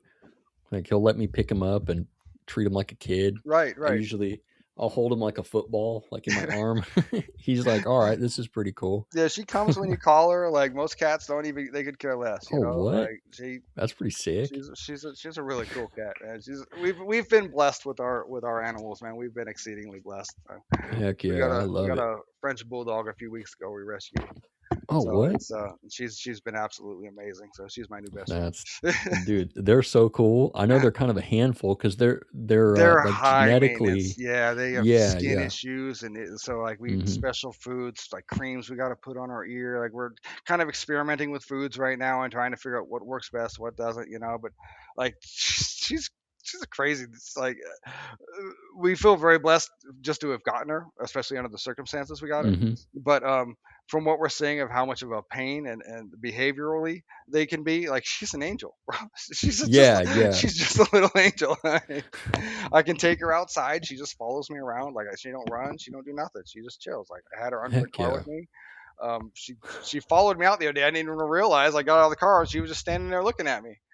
Like, Like, hey, where are we going? I Hey, what about I because I know a bunch of Subaru owners, they own dogs and usually lots of dogs. hmm Do you take the dogs in either of the Subarus ever? I'd never take them in the Ascent because that's my work car. Hmm. Um, I I take them in the Outback all the time, Okay, how all does the time. how does That's what that I car? bought it for. Okay, perfect. How does it accommodate that? It's Any tips for pet owners? well, I mean, depending on your vehicle and how you ride, like John is actually the one who kind of brought it to my attention that I wasn't making the back of my car very comfortable for my dogs because Okay. I had Dale and Brutus the big dogs, and it's got the touring has the plastic liner back there and all that, so so it's perfect. So just throw the dogs in the back, just like we throw them in the back of the truck, but then it's Yeah. different when you're out there on the trail for 10 hours to expect your dog to be back there bouncing around. And when he is like, oh yeah, I guess I should probably make that very comfortable for my dogs. So once he brought that to my attention, like I would put a dog bed in the back, and then Nice. I'd pull my couch cushions off the couch, and I would stuff them in the gaps between the back seat. Sick. Because I dropped the back seat, they have the whole back to themselves. Okay. So I'd stuff Okay. my couch cushions in the back seat so they couldn't trip in them or fall in them. If I'm solo, I take the passenger seat and I lay it all the way down so the dogs can literally just come back and forth from the passenger seat to the back. Um, they love it. It was big enough and accommodating for the dogs. I didn't have a super tall dog, but I did have a 70-pound pit bull mix and a 65-pound boxer pit mix. So they loved it. They have plenty of room. The two big dogs, the three little dogs, very accommodating. And they sell things now for the back seat, so you can just leave the back seat up and it Yeah. it's just with the Yeah. big dogs, like I like them to have plenty of room to like wander around and lay down, and especially with the bed back there, like they're just chill. They're just totally chill. The little dogs just sit in my lap. It's just like right there.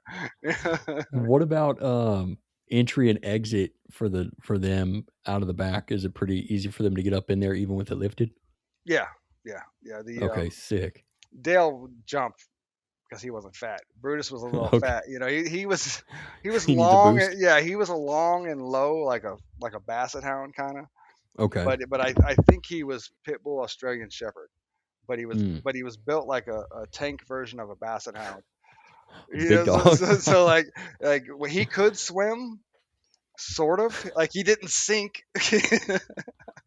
but but he could Kind of swim. like a submarine sort of just Yeah, floating yeah. around. He wasn't afraid of the water. Like he would run to the lake, and as soon as his belly touched the water, like he's cool. He'd chill and he'd walk around and he'd play in it. But where his belly touches, he actually had a life vest. Like I bought him a life vest because I take him. I rented a kayak and just take him out on the lake, and swim around. And the cool thing with the life vest is he could float around. I didn't have to worry about him Yeah. sinking. But it Yeah. also had a handle on it like a harness, so I could just pick him up. Obviously, he's a heavy dog, so it wasn't easy. Pick him up, and I could put him back on the kayak without him Yeah. flipping me over. I love it, bro. So there is another, big dog eventually. It's Yeah. we didn't want another dog right now, but when You I got to s- give it some time. when I that's exactly why. But when I saw this puppy come up, I didn't want it to end up in the wrong hands. So I Yeah. was like, I called the wife immediately. I was like, we need to go get the dog. Like, and it was supposed to be a foster. Oh, really? By the next Okay. morning, she said, "No, we're not fostering this dog. It's my baby It's now." mine. She said, "It's my dog." It's like, That's okay, I sick. guess I should know better than to bring a dog home and say we're gonna foster it. I knew, I knew before we even got here.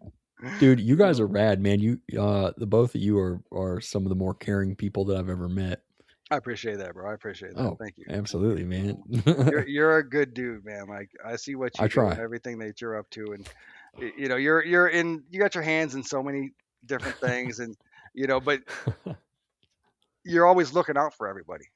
I try. Looking out for all the products that you've been using for years, long before this podcast. Yeah, bro. You were selling this merch a long time ago. 100%. Yeah, I was so hesitant to do any kind of sponsorship thing, like, ever, because I hate just like the thought that, somebody might be like, well, this dork is just selling this stuff to make a buck. Right, But right, people who know me know, like, no, no, no. I've spent thousands of dollars with these companies before I would right, right, ever tell you to buy it.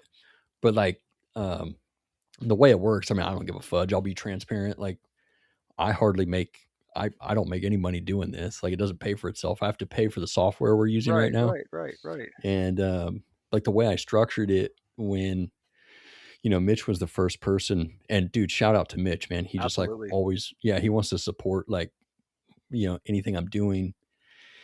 And so he hit me up when my first episode had no more than like 100 views. Like nobody had ever. It was a brand new thing. He's like, "Hey, let me know how I can sponsor this." And I was like, it's still small. I don't even know if it's going to ever do anything. I don't know if anybody will ever listen to it."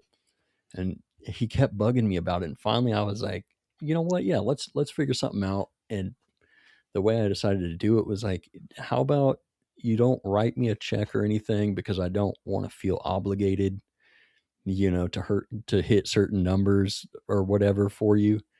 Just give me a discount code so that people can use your products and get like get a good deal." And he was like, "Well, I could probably afford to, cut a total of like 15%, out of a sale for the deal to do it that way." And he was like, "Do you want to do like 5% off and you get 10%, or you want?" And I was like, "No, no, no. Give the people 10% off, and I'll just take 5%." Man of the So like when people. I love it. yeah, yeah. Well, and it's funny because like, people would think like, "Oh, you're sponsored, like you must be raking in dough." And it's like, dude, even That's if not you how it buy works. like, Yeah. yeah, if you literally spend like $100, I make a small tiny Right, fraction right, of right, money. right. Like it's. I mean, I'm not going to turn down money, but it was more of a thing to like help people out. But No, support, like it's supporting these small businesses in yes, this dude. community. Like it is, small businesses are what this country is based on, man. Like Mm-hmm. without small businesses, we got nothing. Without each other, we Mm-hmm. got nothing. So it's like being a good business, being a good owner, and taking care of your customers. Like that's all that matters at the end of the day. Like people are going to come back for your products, are going to come back for your service. And I know I'll be coming back. I just it's not top priority for the budget right now, but I want those red caps Yeah. underneath my hood to go Well, with we still my strut tower brace and my we. battery mount. Oh, we never even got back into the battery mount because I Oh had to make yeah. some modifications to make it fit.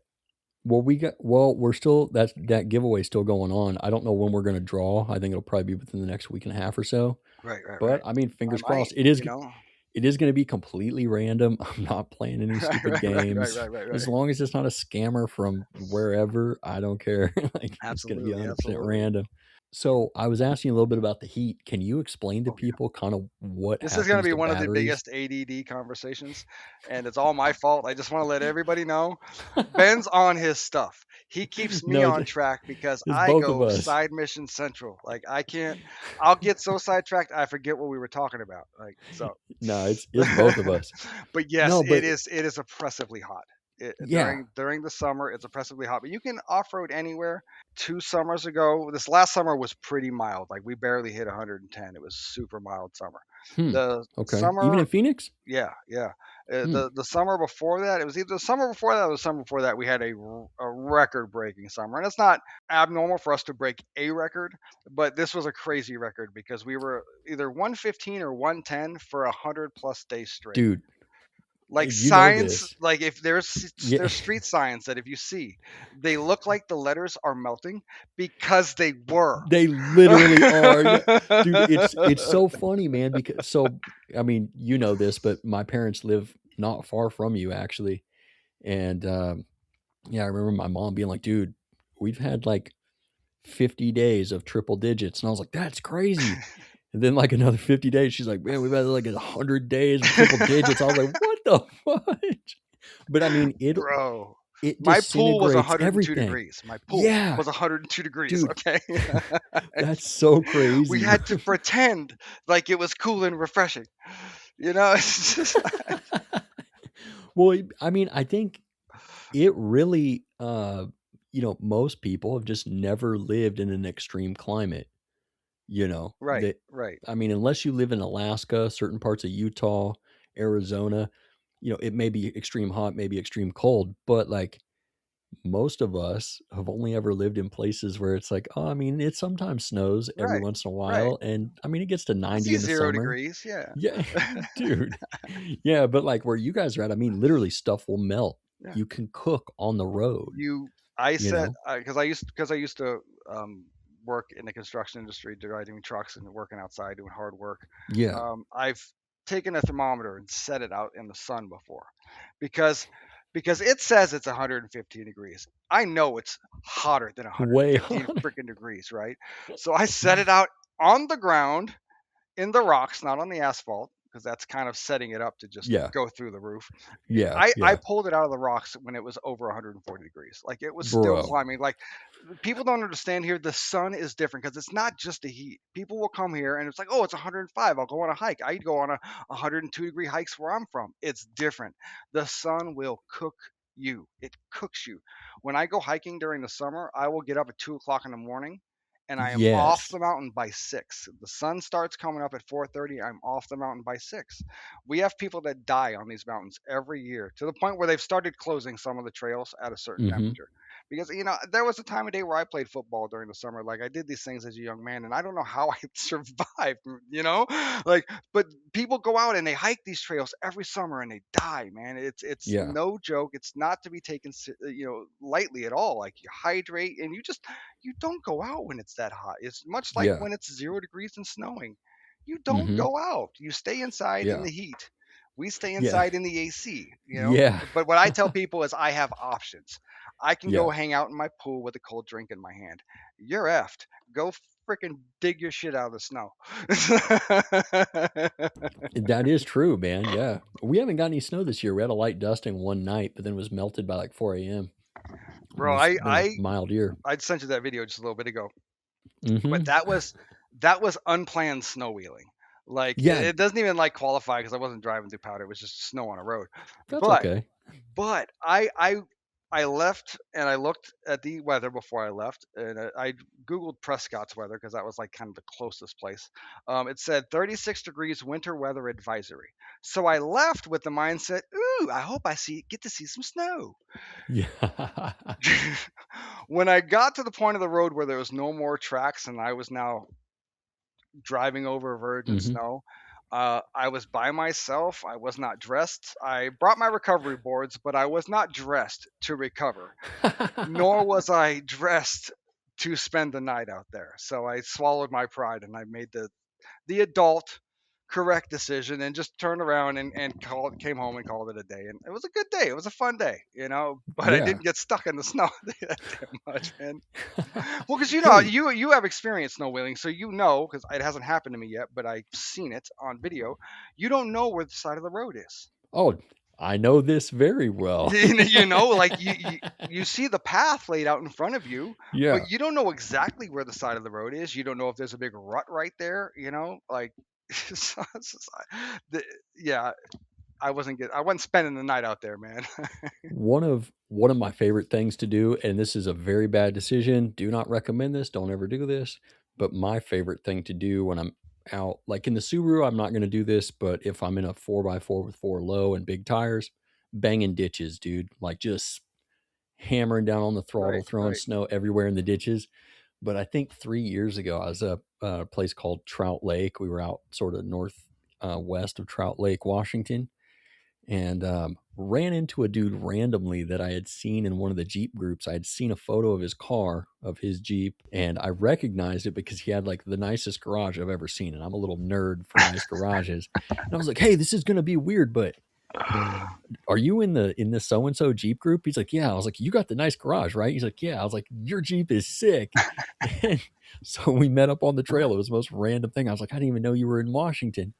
And he was with a dude that was probably on like, I don't know, 40s, and dude in a Rubicon, I think a JK. So Dana 44s front and rear, probably roughly 40-inch tires. He was banging ditches just like what I like to do. Like you said, smacked a boulder and it popped the axle tube off Ooh, the, like, enough to where it like broke the axle tube enough to where it shattered the inboard snout of the axle. So he's like slowly driving it back down to town, and every like mile they'd have to jack the back of the car up. And because for whatever reason it broke, I'm pretty sure it was the rear axle if I remember right, not the front. I don't know how he managed to hit the rear and not the front, but and then slide the wheel and axle back into position and keep going. So it was like 2 hours for them to get back down into town and get it towed. But yeah, those are the risks of yeah, snow wheeling. yeah. I'm dying to go snow wheeling, but I will definitely be going with backup. That's for sure. Because there's a camp spot I'm trying to get up there that I want to scout out. I want to, either me and the wife or some of the boys, whatever. But me and my cousin tried to hike there. It's called the Algonquin Trail, and it's about a 10-mile hike, 5 up, 5 back, and at the end of it is that campsite. And Okay. we didn't quite make it there. We had to turn around. We ended up hiking in the dark for about an hour and a half. So ever since then, it's just been just a thorn in my side. Like Yeah. I gotta see this campsite. So that was the only reason why I went up there. And I didn't make it. So maybe in a few weeks, but like Yeah, dude. it is what it is, man. Like I'm dying to go camping. The wife wants to go camping. Like we want the stuff on the car. Yeah, bro. Obviously, the stuff doesn't have to be on the car to go camping. It is what it Why is. not? Like it is what it is. Well, Like I didn't buy all the stuff to just leave it sitting in the garage. That's for damn sure. exactly.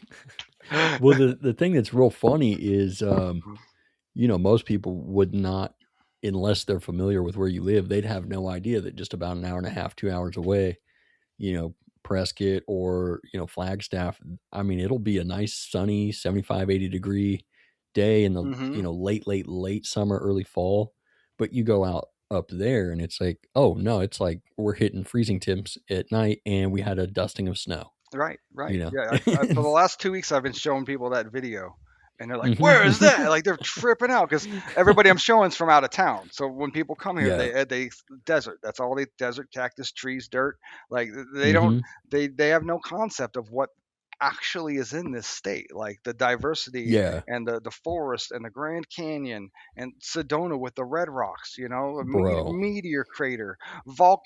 I've hiked a volcanic tunnel. Like Dude, we yes. have it's like a mile and a half long, but it's an old volcano tube Okay. in Flagstaff, and it's just the temperature in there is like right around I think 32 to 34 degrees year round, no matter Hmm. what the outside temperature is. because it's underground, Yeah. obviously. But yeah, it's an old lava tube because it's a volcanic area, and you go into it, and it's just the whole tube is hardened volcanic Dude. rock. It's so cool. But then when you get deep into it, like you can turn off the lights, Yeah. and you Nothing. realize black, just We have those black, out here. I dude. love them. I love lava tubes, bro. That's my Really? jam. That's cool. Yeah. That's so Yeah. cool. It's so much more than just a desert and Hmm. cactuses. You know, there's so much more to this state than just that. Lakes and rivers, and it's there's so much untouched beauty, and there's still a lot of wilderness left to explore for now. Yeah. Yeah. We'll see how long it lasts before they sell Right, it off to somebody to turn into a data center or right, right. something. I got one down the street. TSMC, or what? Yeah, TSMC is being built. Like Yeah. they got like 30 cranes on site. It is Oh, bro. insane, insane. So favorite place to go off-roading, like all time, like that you've had the Subaru. Probably Sedona. Probably Sedona. Okay. It's So where do you go in and where do you come out? the usually what we do is what you and I did was the Schnelby Hill Road. Mm-hmm. You can start at I-17 like we did, or you can start in Sedona. Either way, I like starting in I-17 because then you come out in Sedona. Mm-hmm. But the last trail I did up there was Broken Arrow Trail, and that was probably the gnarliest trail I've had the Outback on. It was a 4 or 5 on the Onyx off-road Okay. scale. Right as I approached it, one of the pink Jeeps stopped me, and they often, they were like, "Hey man, that's a cool Jeep, or a cool Subaru, But Yeah. like he stopped me to tell me, "Hey, this gets really precarious and hairy later. AAA doesn't." Those were his words. "AAA doesn't come out here." Son of a That's bitch. I so was like, funny. I was like, "Yeah, Yeah, I I got it." know. I That was like, "I'll turn ain't my around if I first need to." rodeo. Yeah, I'll turn around if I Yeah. need to. And What's go Well, ahead. let me ask you real quick. What is the terrain like? I mean, I've seen it, but can you kind of paint a picture for people of what type of stuff they might encounter on these trails? Well, I mean, there's your dirt, gravel, rock, the rock gardens. Um, we have Mm-hmm. this we have this fine powdered dirt. I don't know what you would call it, Yes. but it puts sand to shame. It's the consistency of powdered sugar. Yes, dude. I mean, Like if you, silt yeah, almost. you put your Yeah. hand in, it's like poof. Yeah. It's a whole thing. So we got that. We got, of course, up north where we got the cinders, where there's a lot of volcanic rock and all that Mm-hmm. stuff all over the place. There's just so much here, man. Like it's really crazy when you think about all the places in this country that I haven't seen. But Right. I lived on the beach in Oregon for a year and a Yeah. half, and I came back, bro. Like, Yeah. Yeah, dude. it's just like there's so much that I haven't seen, and that's one of the reasons why this build is so like important because we can all see the shit from the highways. I Oh want to yeah. see all the stuff that people don't get to see. All the back road stuff, all the abandoned house that's nobody's seen in 60 years. That's got nothing but graffiti and tags all in it and snakes. Dude, that's I so this is my famous quote. I wonder what's up that road. Right, Like, right. dude, I just can't help it, man. Every day when I drive past one of those dirt roads. That's my favorite thing about either going out in the Subaru with somebody else that's got a Jeep or a big Toyota, or being in the Jeep and going out with people that have Subarus, because it's like now whoever's in the Subaru can really push their car to the limits and see what it'll actually do Hmm. with no risk. Because like, okay, cool, now you're buried up to the doors, you can't go anywhere, you're gonna blow the transmission up, no problem, I'll pull you out. Right, right. One It's thing we like don't that get a lot simple. of is mud. We don't get a lot of mud. Um, Not a lot of water. John John seemed to find some mud that one time. Um, You found a sharp rock, dude. that's no that yeah that was that he found that in the mud. But there's a picture of his day in the mud. Yeah. He spent a whole day one day. He had to get rescued, and I mean he was doors deep, solo Dang. solo out in the middle of nowhere, and he was like, I called John's day in the mud, man, because it was it's our worst nightmare. You know what I mean? It's like it's Yeah. all of our worst nightmares when you're out there by yourself. And you're like, I can get through this mud, and then you don't. And it's like when you can throw it in reverse and try again, that's great. But when when you're just stuck, like So defeating, it's dude. like it's the Hey, worst thing in the world. you got to tell me. So we got to take it way back. When you first bought this car, there was something that happened to you where you were like, okay, we have to lift this thing. I got stuck in the mud. Just a little tiny one little tire stuck in the mud, and Yeah. basically it was just like a perfect scenario where I hadn't learned anything about the approach angle limitations of the vehicle. So it Yeah. was just a tiny little down leading into a tiny little up. Right here was a little spot of mud, which my tire only sunk about that far. I didn't have off-road tires. I probably needed new tires at that point. Yeah. But the car only sank about that far, but it was enough to bottom out the car and put the front bumper in the dirt. And literally half the front bumper was hanging off. The wife was holding the bumper up off the ground while I'm like trying to get the car to move. Um, Truth be told, I might have had the parking brake on the whole time. I've never heard this part of the story. I never even told the wife that. I, I hope she's in bed. that's why it's so quiet.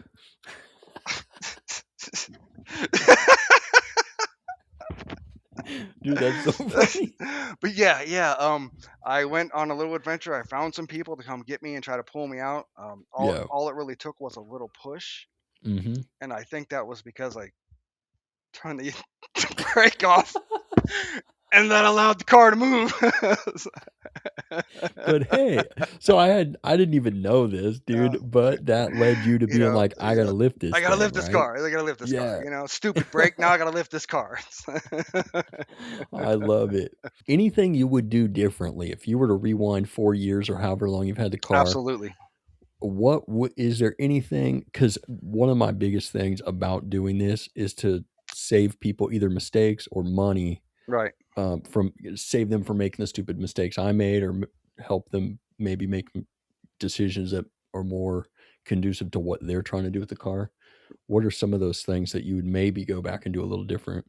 Considering what we talked about earlier as far as maximizing off-road capability, you don't need a huge lift. You don't need the biggest tires you can fit. You Mm-hmm. need the best tires for the purpose that you're planning on using and a diff locker. Mm-hmm. So if I could do things over, the wheels that I picked mostly for aesthetics. I didn't Which is know, valid. I didn't know anything then, and I didn't have the options to make any choices with those wheels. But when I saw those wheels, it had to be those wheels. Hey, I think they look sick. And I can't argue with you, bro. I love those wheels. But now, as I'm starting to put weight on the car, those wheels are going to have to go. So I want to go a smaller, lighter wheel because I already went down to a 17. So what I want to do is I don't know if it's even possible, but it's going to take some finagling and some work. I want to figure out the right spacer combo with the right offset so I can go down to a 16, maybe even a 15-inch wheel, and come down in tire size, possibly. Um, And still get the same sidewall. and still have that nice tall sidewall, have Mm-hmm. way less weight. You haven't handled my wheels and tires. They're heavy, bro. They are Oh, heavy. Brian, I I just called him Brian again. See, it was in my head. Eric. Eric is at my house helping me one day. Great guy, man. He's become a good friend of mine. I love He Eric. was he was at my house helping me one day, and he pulled the tire off the wall and went to roll it to me, and he said, "Jesus Christ, man, your transmission must hate you." It's just- Do you know what your corner weight, it like wheel and tire, what do they weigh per I corner? don't know, but it's heavy. They're Okay. they're heavy. I mean, to the point where like my full size spare is going to go on my roof rack until I get the swing out tire carrier, Mm-hmm. and I'm concerned about putting it on and off my roof rack with my back. Like it's Yeah. it's it's that heavy. It's not pleasant. But that's why I say, like, going back, if I could do things over, I would have picked a lighter car, or excuse me, a lighter wheel with a Mm-hmm. lighter tire combo. Um, it's just hard though, because when you're talking tires, like I love having a thick sidewall. I love knowing that I can drop my tire, or excuse me, drop my tire pressure. I can Yeah. scrape on that rock. Like you should see some of the slices in my tire, and I'm comfortable doing 90 on the freeway. Like Mm-hmm. I don't feel like my tires are gonna blow because I got a little slice in the side of my tire wall. There's like 12 other plies to go through before Yeah. it even does that. I probably went a little further with the lift than I needed to, But Okay. I'm totally okay with that, So if you don't want to spend that money, you don't need to. Transmission cooler was a must. Brakes Yes. brakes were a must. I don't know, man, because I really love the suspension, and so the priority when I did the initial build and the initial budget, and I had the options, like I could have gotten the bumper and the winch, and Yeah. not the suspension. And I decided to go for off-road capability first, get the lift first. That's a cat. I This love that cat, she cat. just wants so much love and attention. But I just wanted to get it as lifted as possible and get as much what I believe to be capability Hmm. initially. But you don't really, you don't have to have it. It's a Subaru. It's not a big solid axle truck.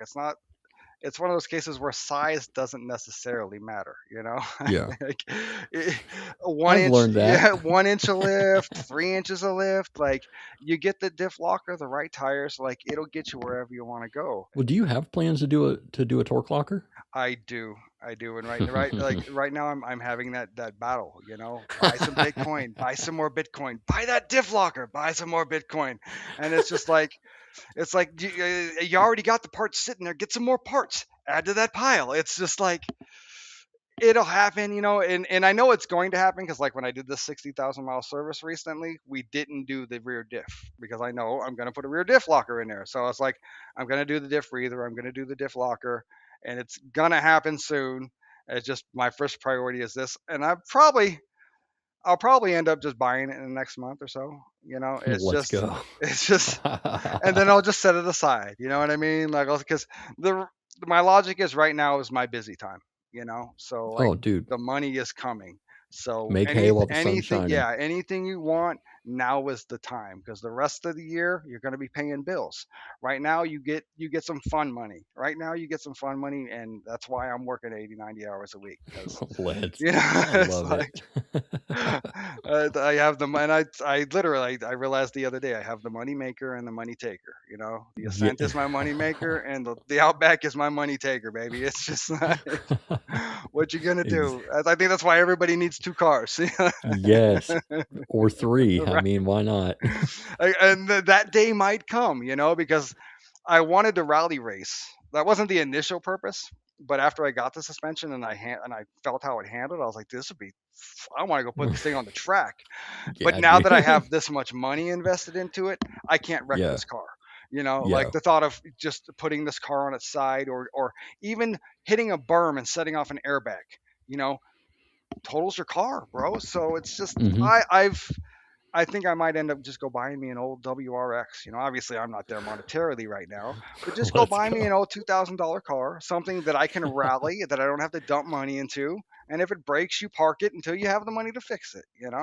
Yeah. It's like right now I can't do that with the Outback. It's Yeah.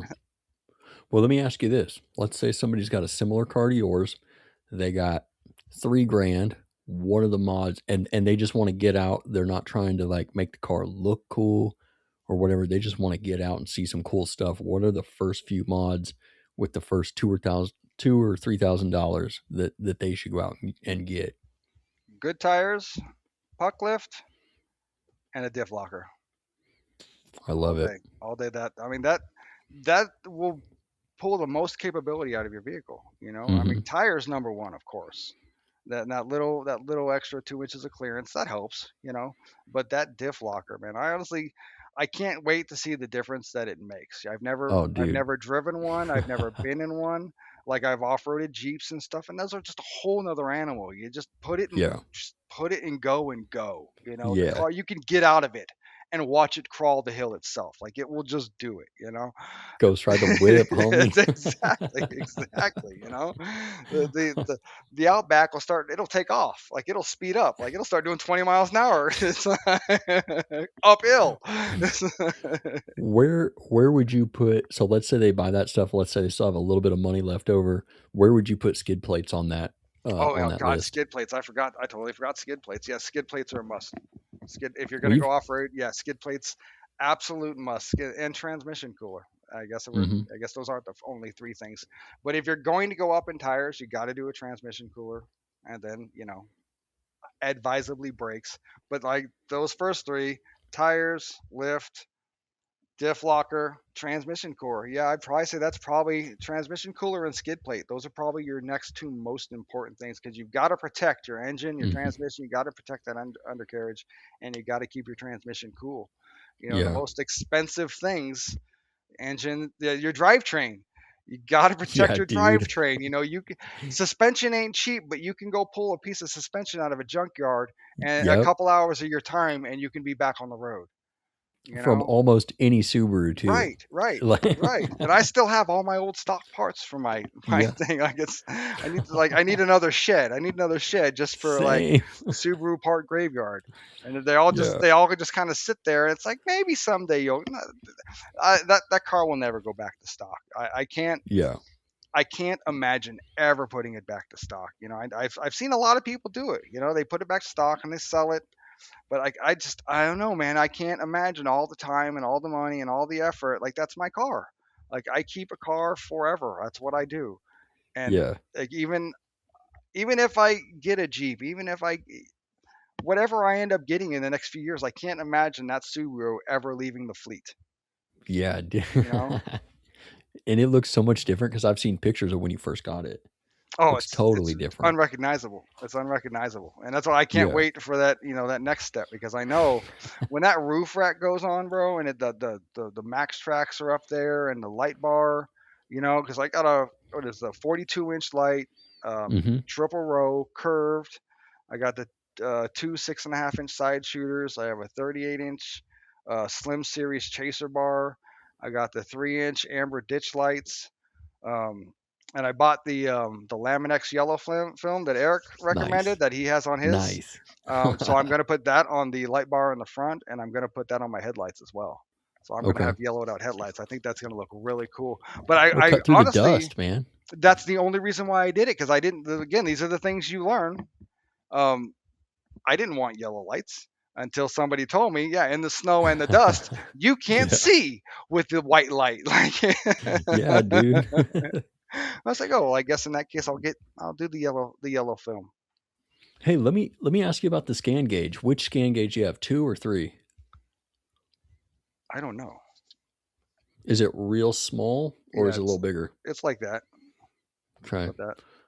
How hard is it to install that? Just so in case Super somebody's simple. Super yeah. simple. Eric came over because it was his. I traded him two of the Rhino recovery boards that I'd bought for that, Okay. and so he came over to help me do it. It was super simple. Like you basically just plug it in your CPU port or whatever the hell you call that, OBD2. and you're good to go. Figure out where you want to mount it and put your display settings on what you want it to show. I Mm-hmm. have mine on temperature, water temperature, transmission temperature, air intake, and battery voltage. Like that's what mine shows at all Okay. times. Of course, I can flip through it and see other things, but that's what I have mine displaying at all times. It's like we Yeah. were talking about earlier, man. I highly recommend one. Like I should have gotten one earlier, just so if you especially if you don't have a transmission cooler, definitely, Yeah. definitely get a Yeah. transmission cooler first. But I Yeah. mean, Well, yeah, I wanted to ask you about that because I've asked or I've had multiple people mention them, and I'm afraid that some people are going to be like, "Oh, that sounds like it would be real difficult to install something that shares all that information." But yeah, it literally is one plug into the OBD2 port, mhm. and you're good. You just Yeah, have to put it up with double-sided tape or it screw it took in, it took whatever me you want to do. longer to pick which double-sided Velcro I wanted to use and where I was going to put it. Yeah, dude. I But yeah, love no, that that. thing's great, and like I said, I traded because I initially bought the Rhino recovery boards, but I Hmm. bought four of them, and bro, they're like four of them is like It's 11 inches tall. they stack, And bro. I was just like I looked at the sizes. I didn't think it was going to be that tall. So I went and bought these like custom, well not custom, but I had to go like a bolt store on the other end of town Okay. to find these 8-inch bolts. And I could have made it work, but it was going to sit up so high and be such a wind drag, and the way that there's actually a gap between each board to grab more wind, I was like I don't even want this up on top of the car. So Yeah. I traded Eric for two of them, and then I ended up selling the other two. And then I bought two Max Tracks, and then with this last whatever that one of the more recent holidays they had a big sale. And for those that don't know what girl math is, you need to learn it because when the wife doesn't want you to spend money, you got to girl math that, and she can't argue with girl math because it's girl math. Yeah. Like that's how I got the wheels and tires, girl math, That's some Einstein stuff right there. You bro. got Because to. the wheels and tires weren't part of the budget, but I Yeah. I girl mathed her on like, look, if I buy the smaller wheels, the The tires are tires are cheaper. cheaper. Two Yeah. or three sets of tires and the wheels are paid for. And she's like, I mean, that makes sense, yeah. it's not wrong. No, I mean, and that's the thing. I ain't lying. Yeah. I'm not Not at lying. all. Oh well, man. Let's pull the limo into the garage. Is there anything I'm missing here? Anything that I should um, ask you about? I did want to mention because I Get Upside. Oh I yes. have bought Okay. a decent amount of parts through Get Upside, which is a cashback app you get for getting gas, but you can buy groceries. You can do all kinds of stuff with it. I've earned nearly $1,500 in cash back Let's go, dude. from Get Upside. Obviously, I fill up a lot, so I do it a lot more. But it's money you're spending. You're putting gas in your car whether you use it or not. So if you don't have Get Upside, get it and use it. Um, I paid for my first time I used it. It paid for my full size spare wheel and tire. Heck yeah, dude. Like that was the first time I've used it. And I've used it a few times since then to buy other car parts. So it's like one of those things, man. Just it's money that you're spending. If once a year you cash it out and buy a car part, buy your wife a gift, whatever, like it's free money. It's free That's money so you get sick. back for spending money you spend anyways. So use That's it. so, Like I sent you the link. So like if you want to throw it in the video, feel free. yeah. Full Yeah, I will. disclosure, I get 1 penny for every Oh, gallon. If you use, sick. you don't need to use my link to get Upside. You can just download it. But if you use my link to get Upside, I will get 1 penny for every gallon of gas that you pump, and I Dude, we appreciate gotta it. You know what I'm saying? we gotta get the homies some bread. Every It's penny so funny. matters, man. It's like we can all help each Yeah, other buy car parts. that's right.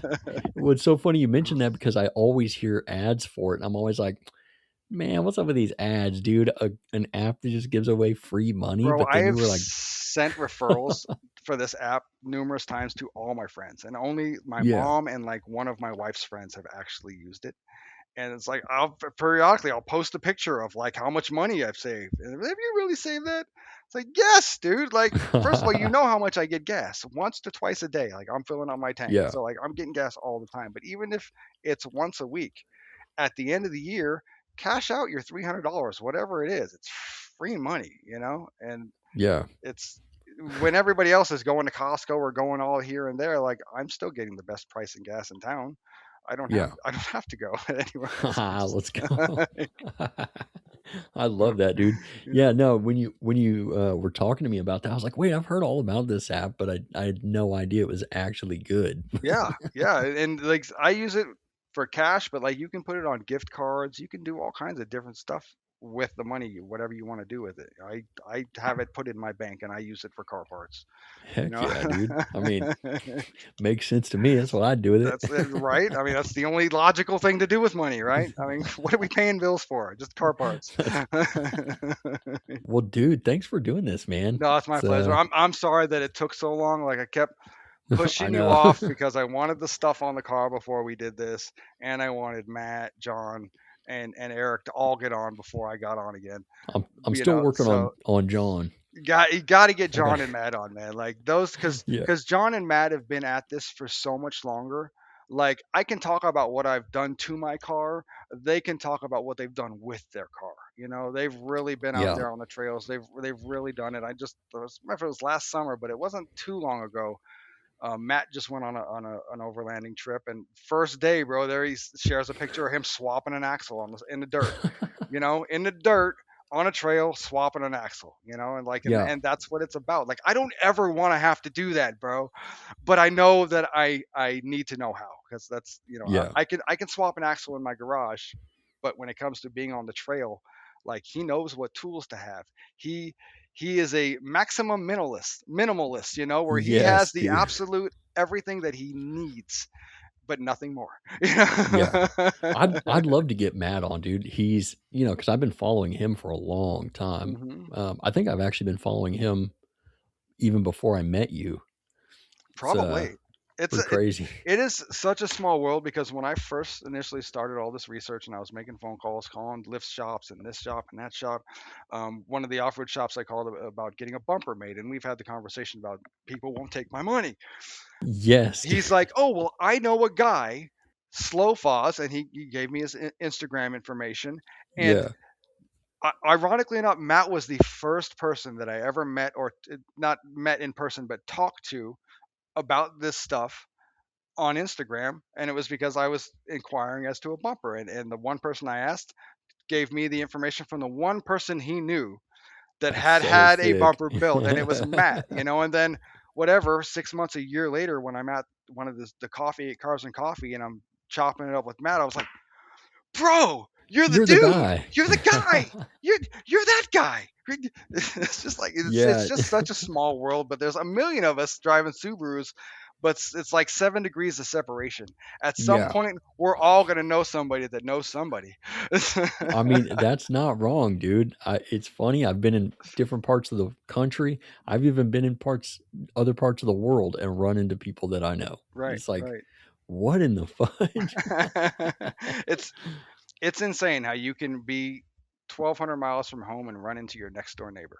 Dude, 100%. Especially nowadays, we're all connected with social media. It makes it even more crazy. I'll be at the Overland Expo. I'm like, oh, I know that guy. Like, Right, right, right, right, so right. sick. I know you got a busy schedule, Thanks for so putting up with my ADD ass, because I know it's tough to keep me on it's track sometimes, bro. it meshes very I don't well with know. my I mean, ADD. I don't know if it's the pot, or the get my head stomped on. Like, I don't know, bro. But there's like traumatic brain injuries. Who knows?